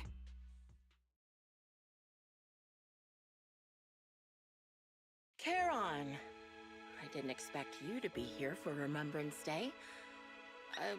How are things going with your search? Seems like you have something to say. Among the people standing here, there's a woman who raised her daughter with the survivor benefits left by her husband. Another who's been able to carry on with her life thanks to the final efforts of her child. And yet another who's found purpose because of the influence of his late sister. The will of the deceased lives on in every person here. The soldiers who died during the fall of the old capital fought for this. The future that their loved ones are making for themselves now. The old me might have agreed with what you said, but someone taught me that pain and hardship can lead to hope. They helped me see that hope could be inherited, not just destroyed when life fades. That's why I believe the departed didn't leave us wounded or with a heavy cross to bear, but with a melody. Each of us holds a harmonica that plays the melody of life. At first, it may sound awkward, but it will eventually flow smoothly, taking on our own style, until it merges with our soul. You seem quite certain about what you're saying. Tell me then, what kind of melody is left behind by those we've lost? I'm not sure. I can't picture the exact melody, but I trust the answer I've chosen. And I trust everything I've seen and heard. A vague and insubstantial answer, isn't it? I was right about you, Charon. From the moment we met, I knew we'd never really understand each other. I'm sorry you feel that way.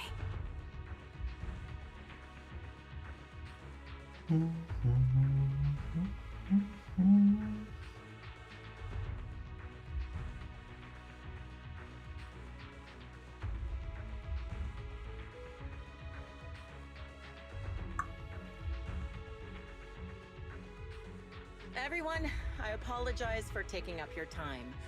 My speech ends here. Please feel free to continue with your visit.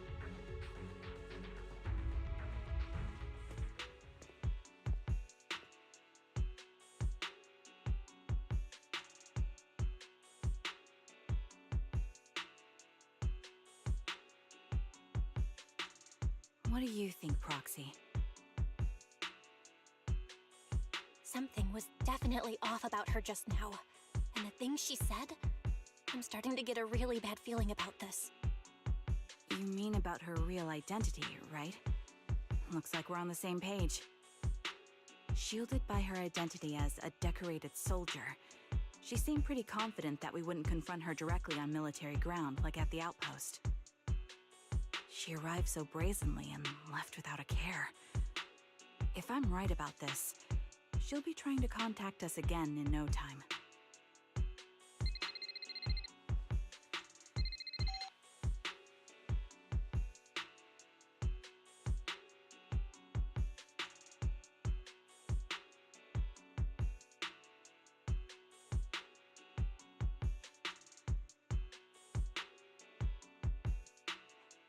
Looks like you're a little busy, so I'll keep it short. The client just sent me a location via Knock Knock, along with a picture of several unconscious, tied-up individuals. I'll send you the location shortly. It should be an entrance to the Hollow in Port Elpis. At this stage, I don't have any further requests. My only hope is that you'll proceed with caution. A location with a picture of the hostages. Looks like Grim Vulture is losing patience and wants to put an end to all this. Charon, what's your plan? With everything that's happened, no matter what you choose, I'll stay by your side till the very end.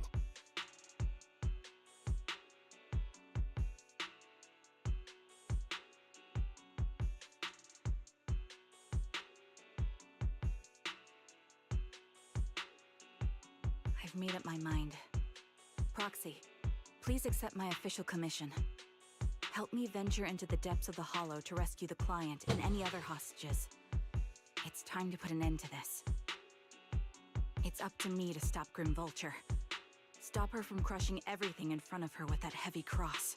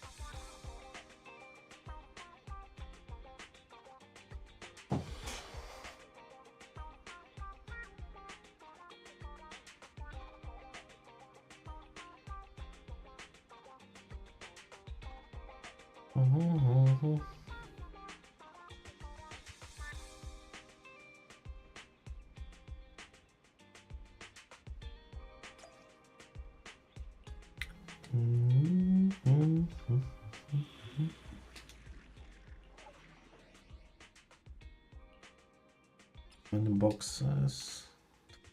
Okay. I've got your back. Eradicate all evil. Let's fire it up!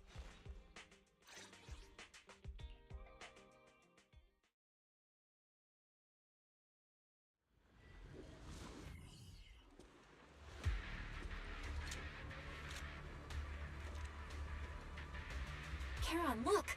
Another communicator.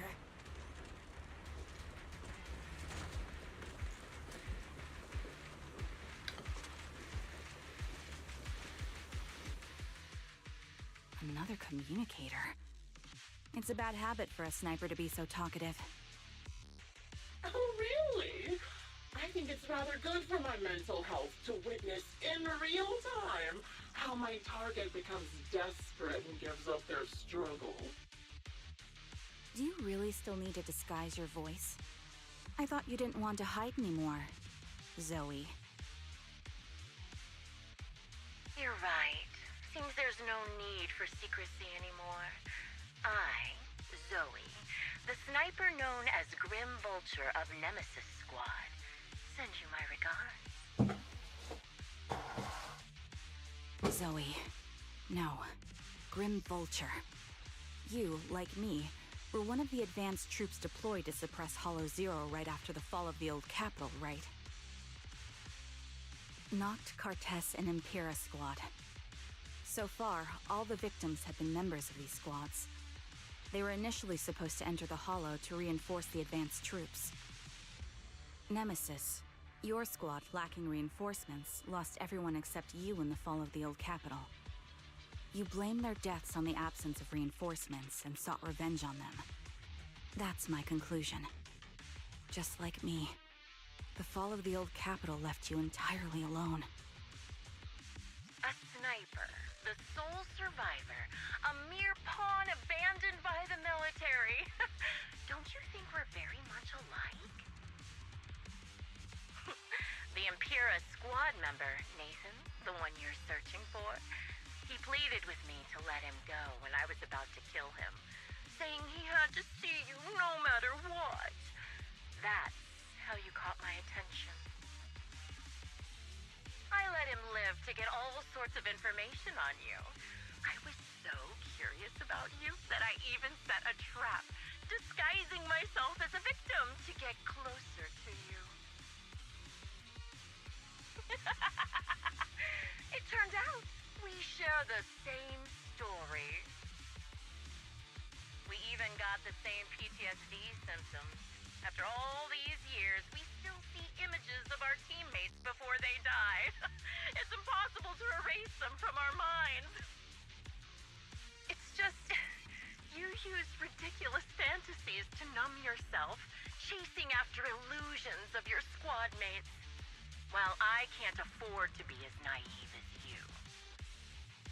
One night, when I was overwhelmed with the unbearable images of my comrades' deaths, vomiting and crying, I finally realized the meaning behind their appearance before me. They were pleading with me, pleading for vengeance against those who abandoned us, begging me to destroy the repulsive, hypocritical new order of New Eridu. So, I carried on their will. I began kidnapping targets and sniping them in the hollow, watching as they became corrupted and died in despair. Do you really think this is what they'd want? What else? Would they want me to be like you, playing at a game of finding my missing squad mates, accepting their deaths when I'm done playing, and then forgiving the very enemy who killed them? What a noble and virtuous gesture!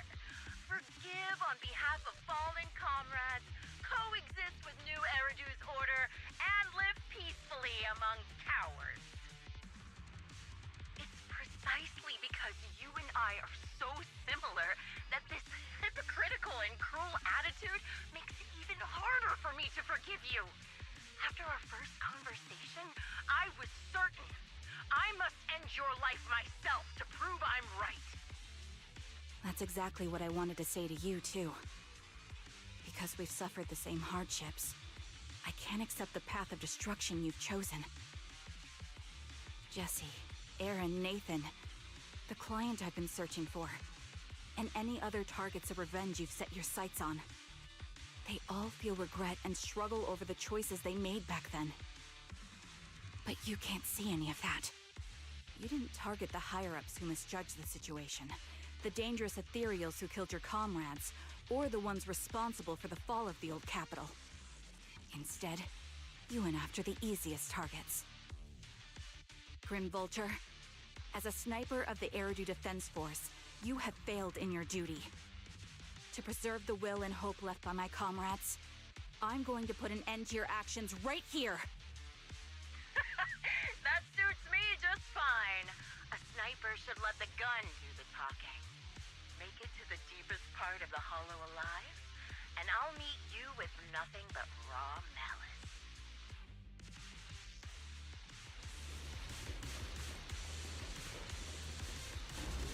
Since you made it here, let me reward you with a few things you don't know. Noct, Cartus, Impura, and many other squads. Did you know the reinforcements that were meant to back us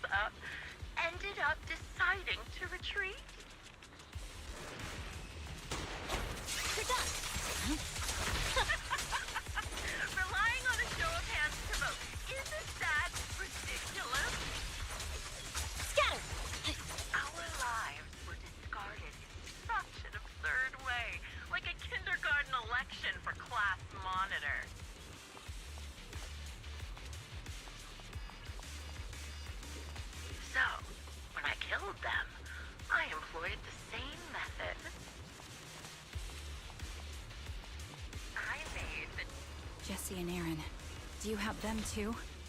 Or are they already?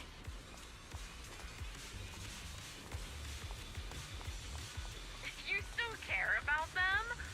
Or should I say... It looks like I haven't made enough of a threat to your life if you still have the time to worry about them. Engaging head-on. The enemy is ambushing. Why not leave their fate? An unsolved mystery. Normally that's more suspenseful, right?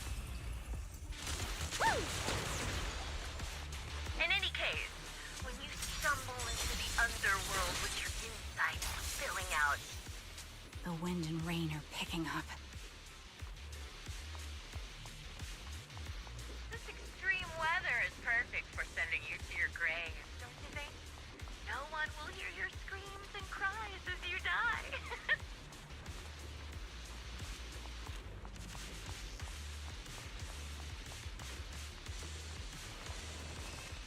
By the time the rain stops,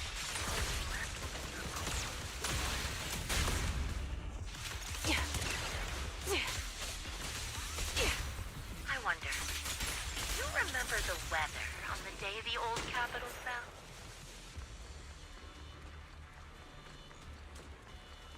It wasn't heavy rain like now, but the sky was just dark. Both your teammates and mine, they all perished in a place like this.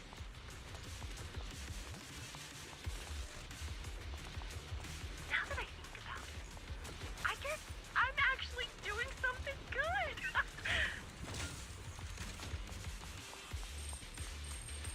Because if I let you and your teammates die here, maybe you'll be reunited.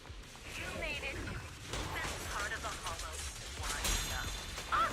Such determination deserves praise. Now it's time for the final showdown to be reached. Adjusting for wind. I'll pierce. Really foolish is the only way to put it.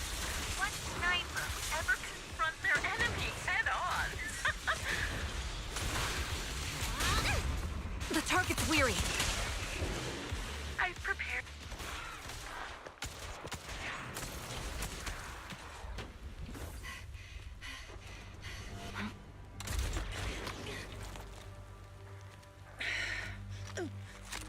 The real failure as a sniper is the one who's been forced into a corner, like you!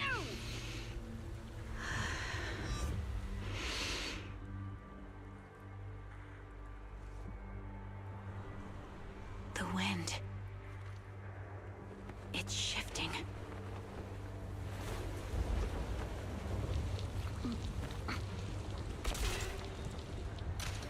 I won't fall for your distractions so easily. What? I will surpass you with my own melody of victory. Damn! And let the wind be the opening notes.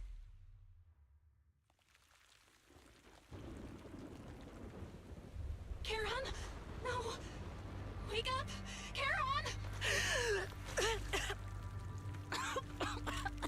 What's this?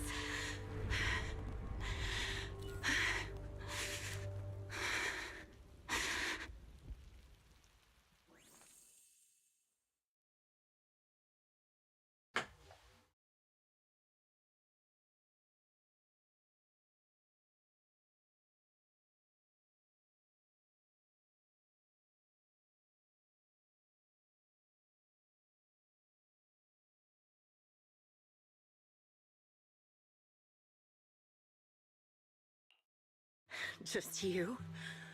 Where's your friend, the proxy?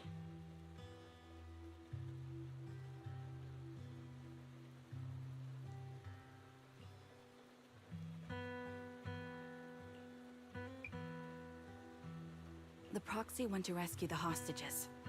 I want to speak with you alone. A Snipers should always monitor the changes to their surroundings, factoring the environment into their tactics. Being blinded by the intent to kill and failing to take this into account was your downfall.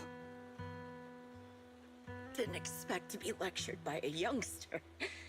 What a disgrace. When my view was blocked, I realized you'd used the visual blind spot to reposition.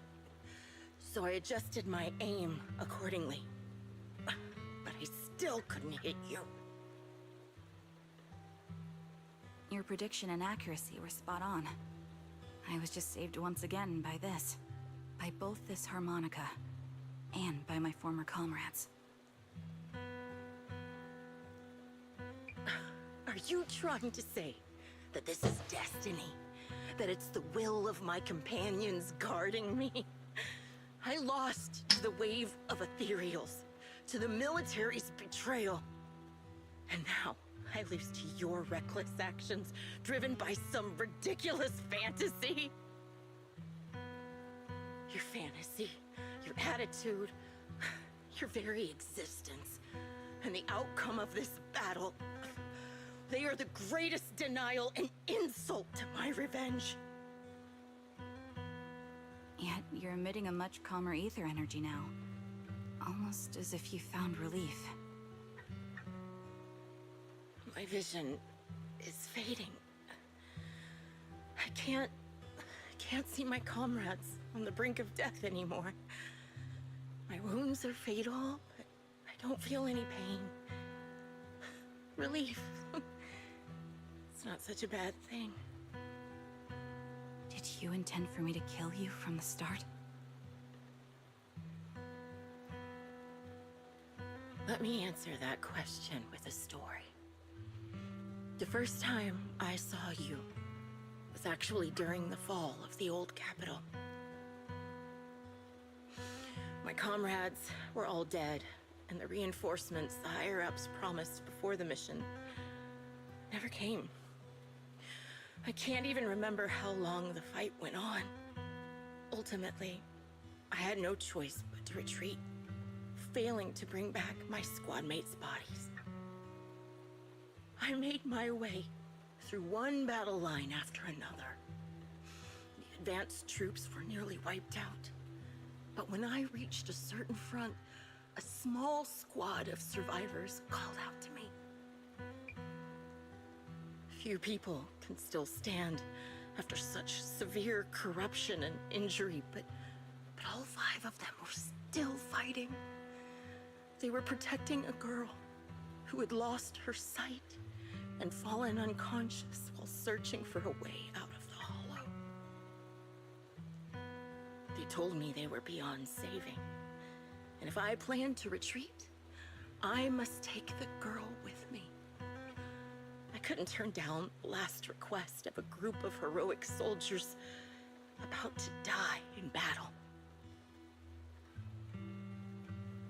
Your comrades entrusted your life to me. I was the one who brought you out of the hollow.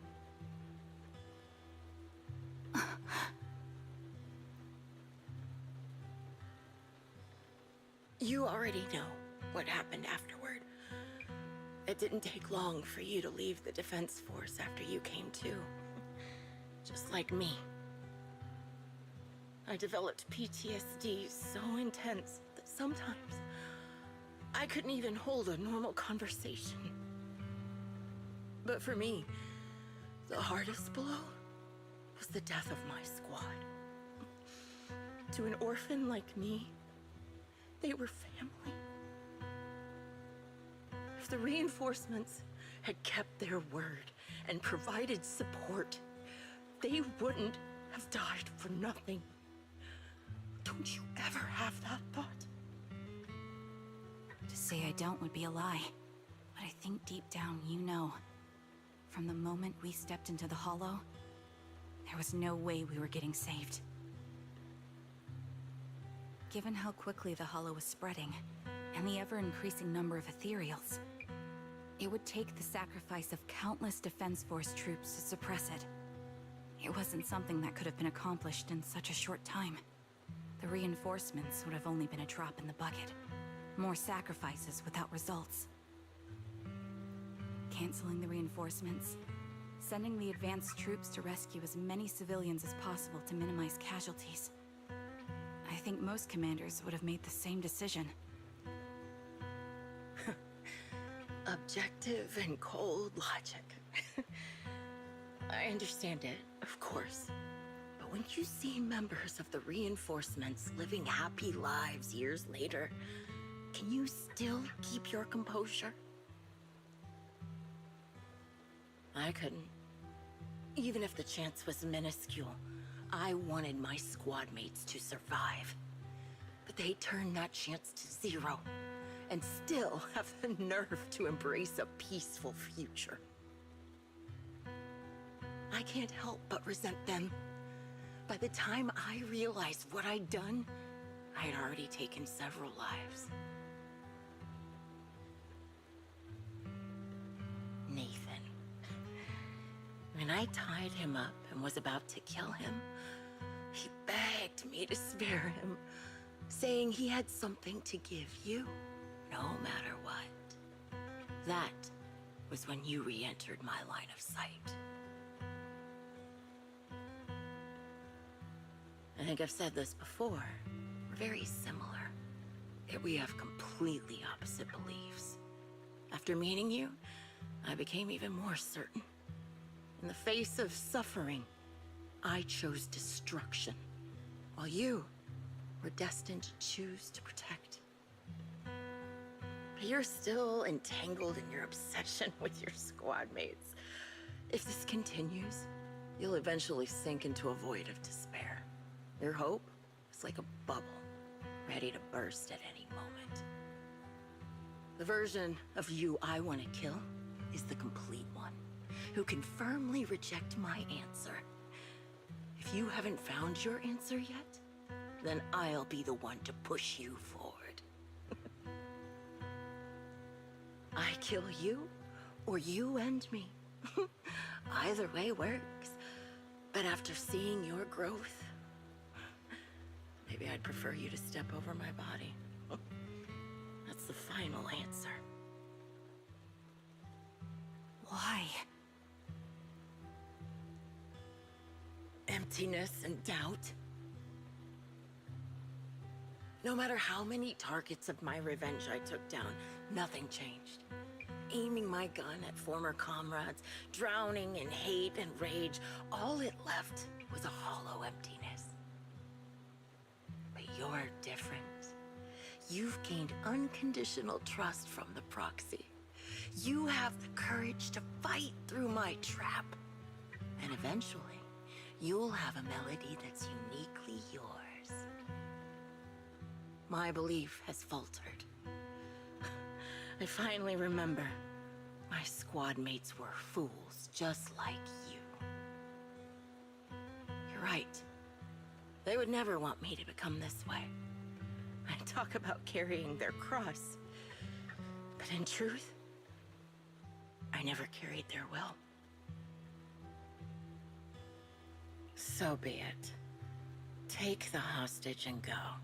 The villain stained with the blood of others deserves nothing but a miserable end. I'm looking forward to how long you'll be able to protect those in front of your eyes.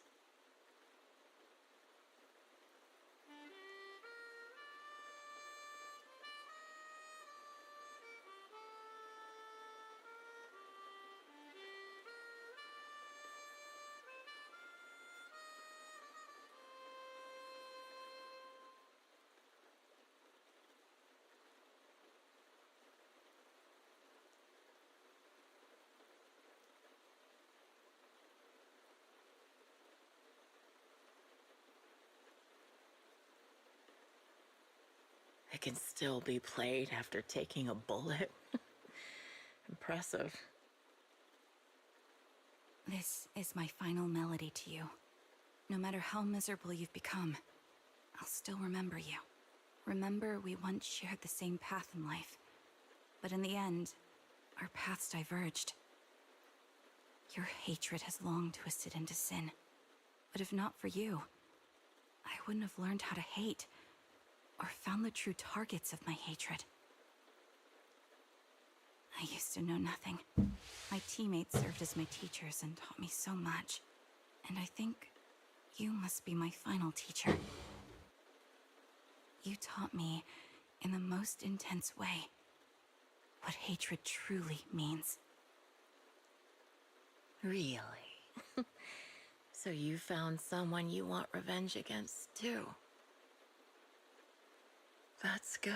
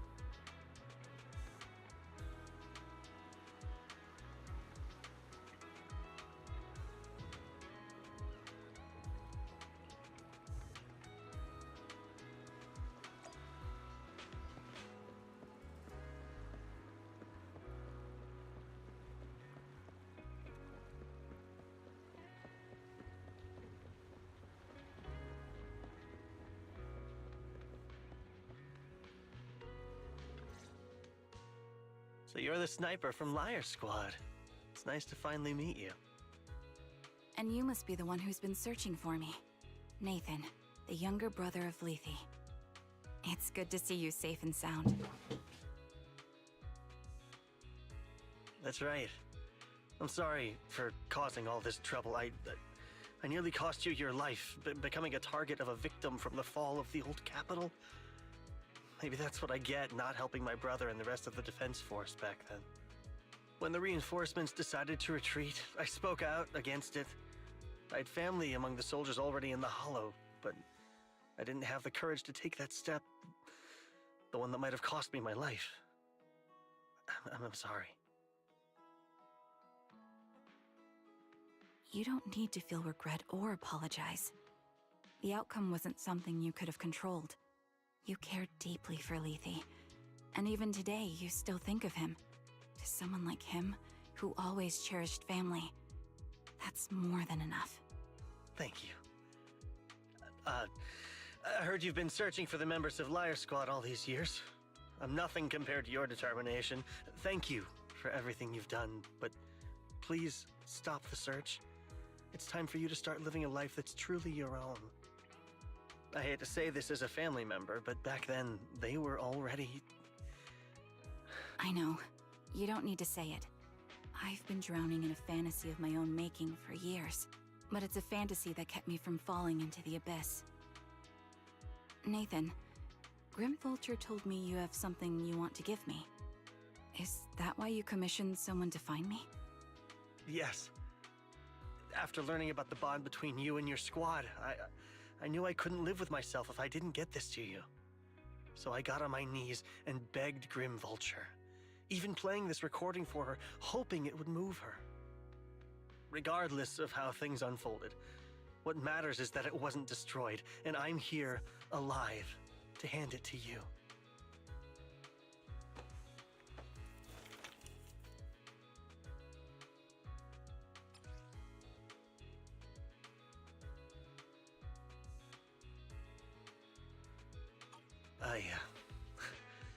I found this while going through my brother's belongings. It's been tucked away for years. There's a recording on it, and I think it's a gift Liar Squad made for you, but never had the chance to give you. Thank you so much. Do you mind if I listen to it now with the proxies? Wait, with us? I thought we were just here to collect the commission fee today. Go ahead. As for the commission fee, I'll pay it to you both shortly, so don't worry about that.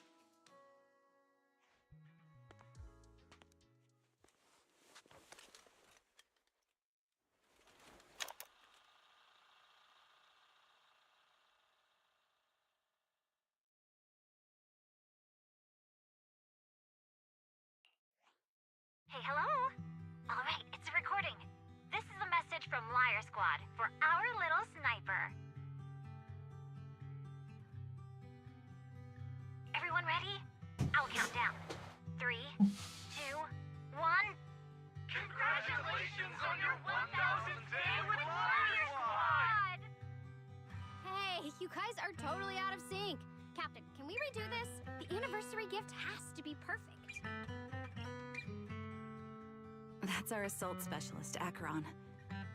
She has a strong sense of aesthetics, prioritizing beauty in both combat and her daily life. She taught me a lot about makeup and fashion. Oh, she won't care if we're a little off. Forget the re-record. Let's just get it done and order the cake. We don't want him to sell out. That's our medic, Keyvis. He's usually lazy and a bit of a smooth talker, but he's actually very capable and kind. He taught me a lot about unconventional negotiation tactics and ways of handling things. You two, stop arguing during the recording. I've already ordered the cake. If you keep rambling, we really will have to re-record this.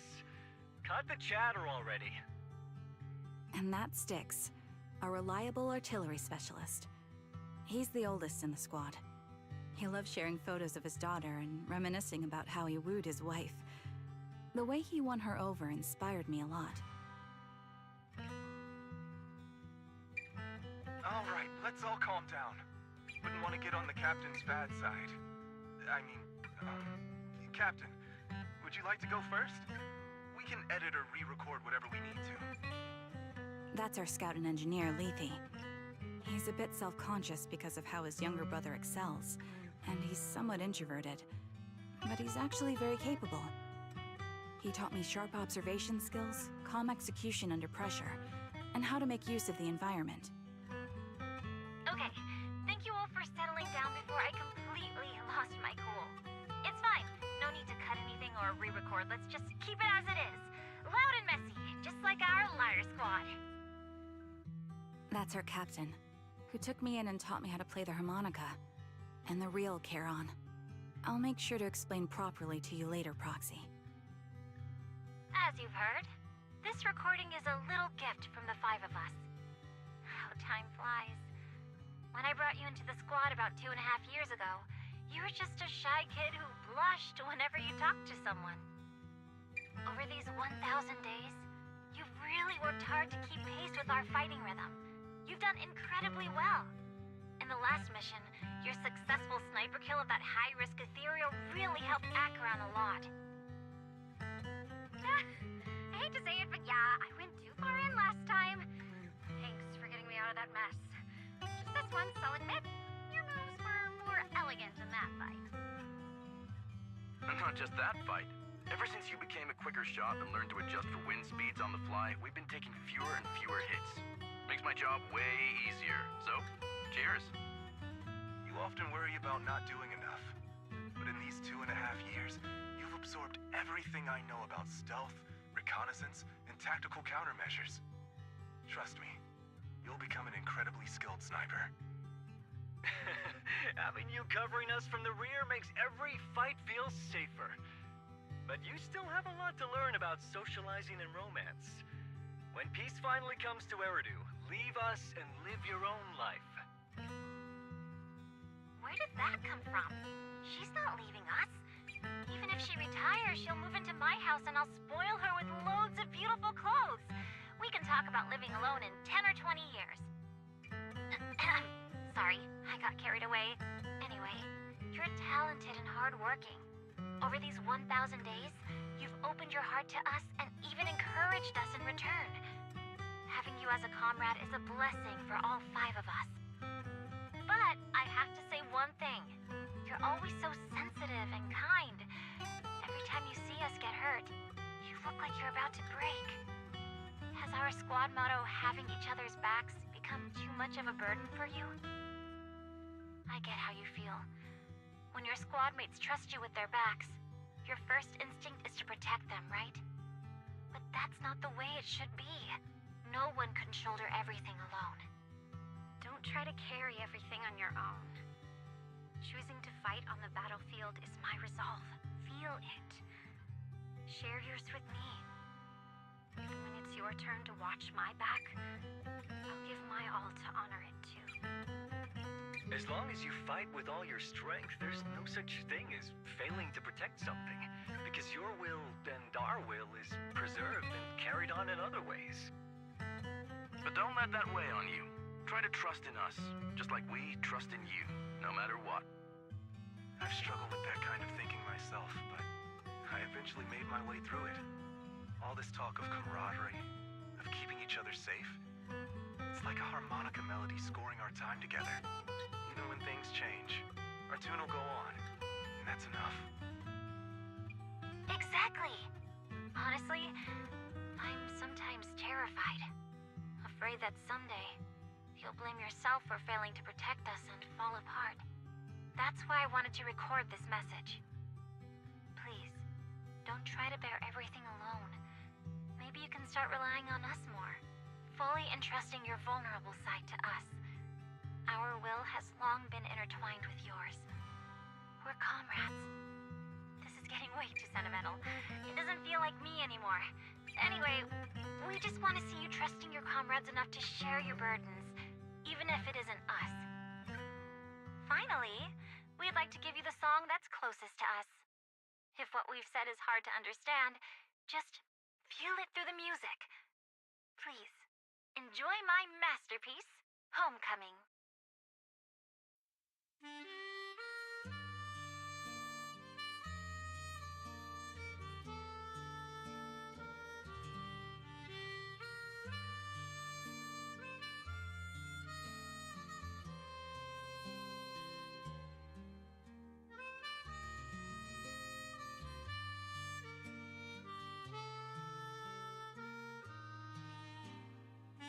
Proxy, do you remember?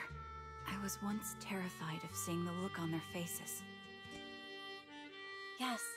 Can you see them clearly now? Yes. Crystal clear.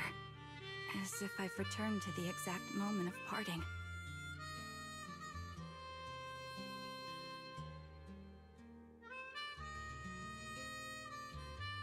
So this is our last glance.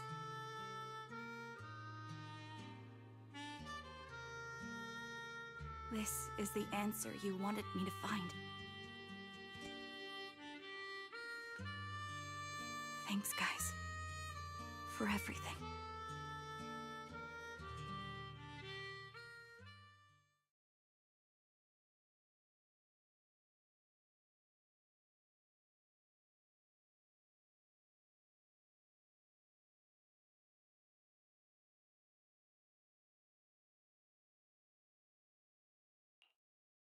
Proxies. No. Lies. Belle. I've troubled you two a lot these days with my personal affairs. Words can't describe what you've done for me. It's no trouble at all. To be honest, Belle and I have been a bit lost lately because of some personal matters.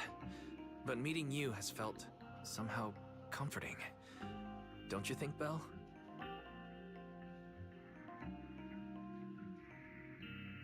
Exactly. We got something out of the experiences we shared. At the very least, it's brought us clarity. I guess our wills have always been aligned, haven't they? Yeah. When I was trapped in self-doubt, unable to get out, I'm glad you were there with me. You're right. We've already entrusted our backs to each other as comrades. And because of that, because we are comrades, please, hear me out. Maybe you've already noticed. I'm sorry, but I've been keeping something from you. Charon isn't actually my code name. As I mentioned before, Charon was my captain's code name. When I met both of you for the first time, I didn't want to tell you my code name, because I thought someone who couldn't protect their squad mates had no right to one. So I lied.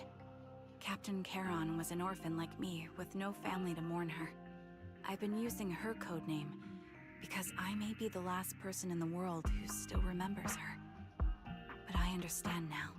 If I want to keep moving forward, I can't keep hiding behind a lie. My true code name is...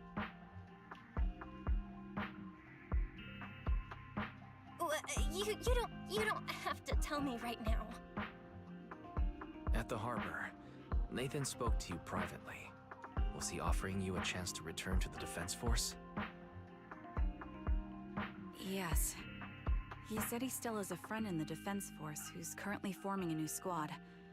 And if my goals align with theirs, I could consider joining them. So, what's your decision? Where will you go next? After everything that's happened, I think I do share the same goal as that friend of his and the new squad they're building. So I'll head back to the new Eridu Defense Force and keep chasing my new goal with a new team. Your new goal? Are you going to look further into the fall of the old capital? Yes. My encounter with Grim Vulture has made me realize this should be the true form of my vengeance. I'll uncover the real culprits behind the old capital's fall and make them pay for their crimes. If the ferryman who leads me to the truth demands a price, I'm willing to wager my life. I have a gut feeling the masterminds will reveal themselves again soon. To protect the city my comrades cherished and sacrificed their lives for, I won't allow such a tragedy to happen again. By letting the will to protect guide my hatred, I now have a clear aim toward the truth.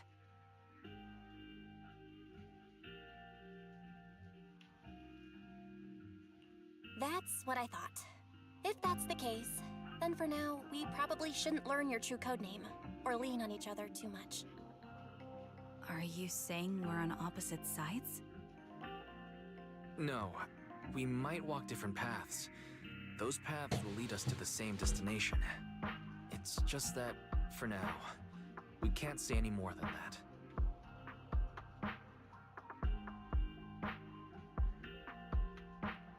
be honest, after facing an enemy as ruthless as Grim Vulture, we're reminded of our own powerlessness. Watching you fight back, almost losing your life to a bullet, that feeling. We're nowhere near strong enough to protect you, and we're not strong enough to open up about our pasts either. Sorry.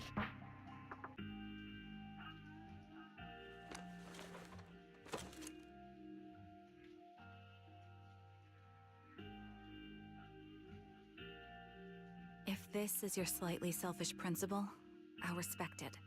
You were once my proxies, and I'll keep this memory locked away as something I cherish. If, as you say, our destination is the same, then we should continue on our separate paths, striving to grow stronger. The next time we meet, I'll reveal my true codename. I hope we can become true comrades.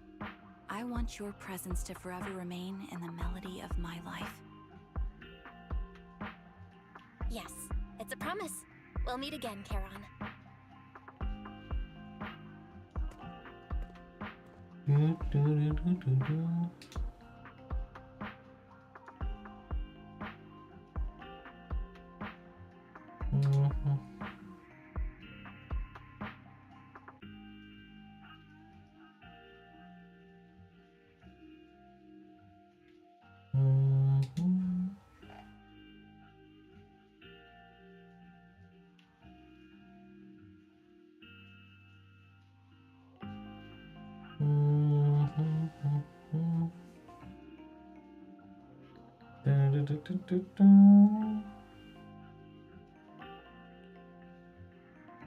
Hello. I'm the sniper from the former Liar Squad of the Chrysoberyl Division, recommended by Captain Nathan, originally of the new Eridu Defense Forces Obsidian Division, Impera Squad. Ah, I heard about you from my superior. You're the one who dealt with the serial murders targeting the Defense Force, right? Well, the new Eridu Defense Force is ready to welcome you back. Let me confirm a few details before taking you to base. Which squad are you applying to join? And did you have a code name during your previous service?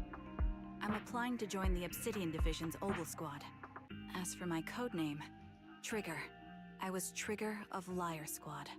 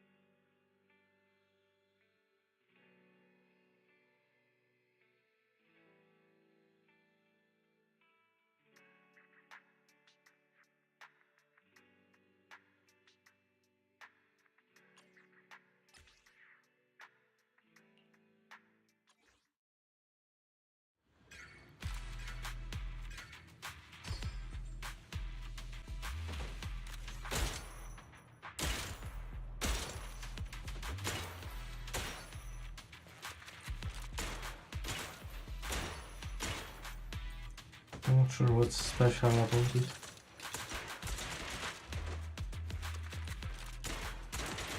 Maybe just lose higher HP.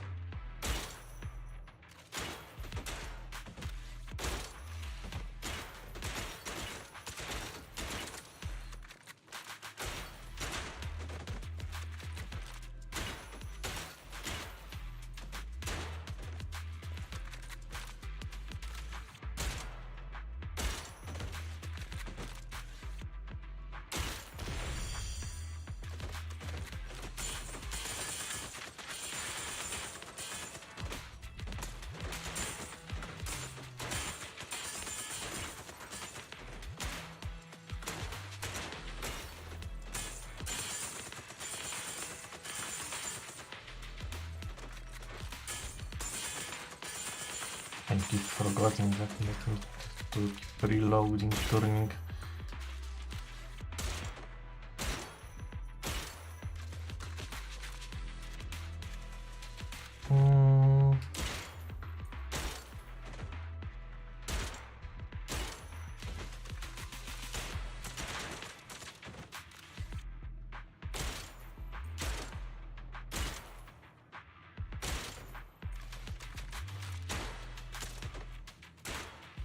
Turning golden bound to ooze.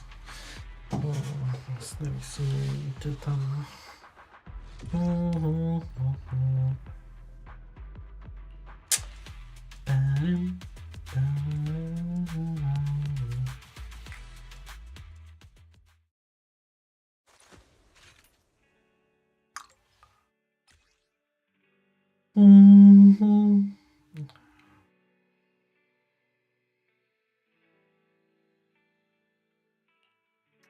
Hiding now.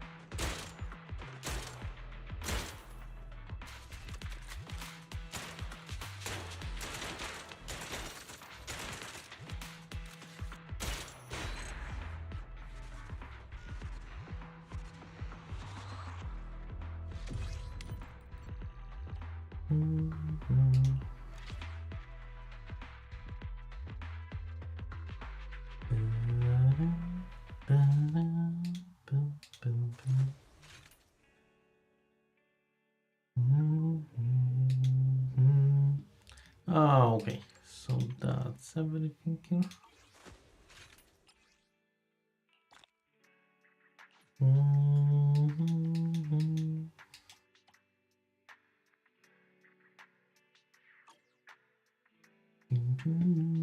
Let me recheck these. Yes, everything here too.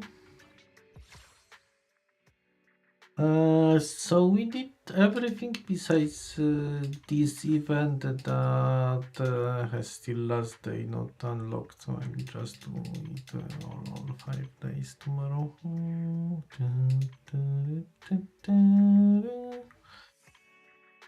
Anything get unlocked? This is done this week, this is done, and this is kinda half done. I still need to do that liaison. Tea break, and I will think what maybe rest time. It's almost 16 hours at this point. I will make tea first and like what is this red achievement?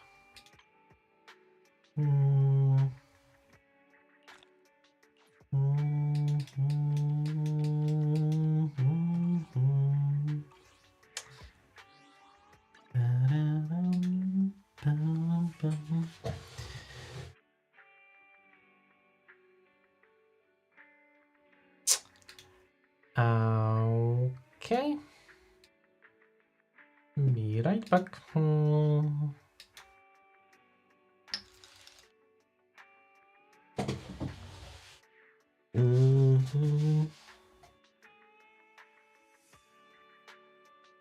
Actually, wait, let me check one more thing.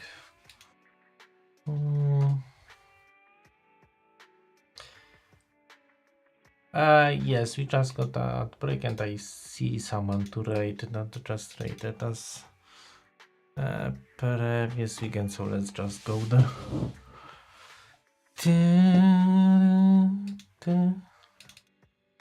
Thank you for watching and see ya next time.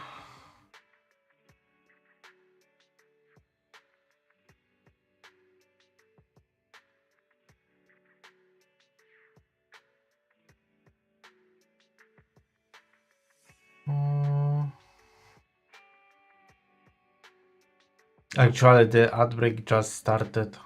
Whatever. Okay. People usually not get full break of that, so should end and before the raid for most people.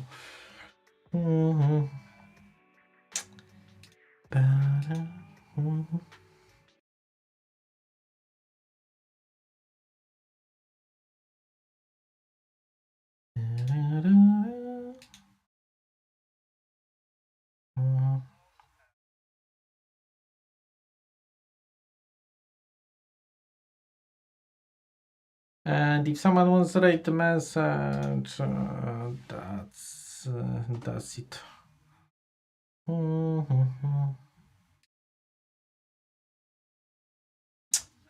Ba-dum-bum-bum.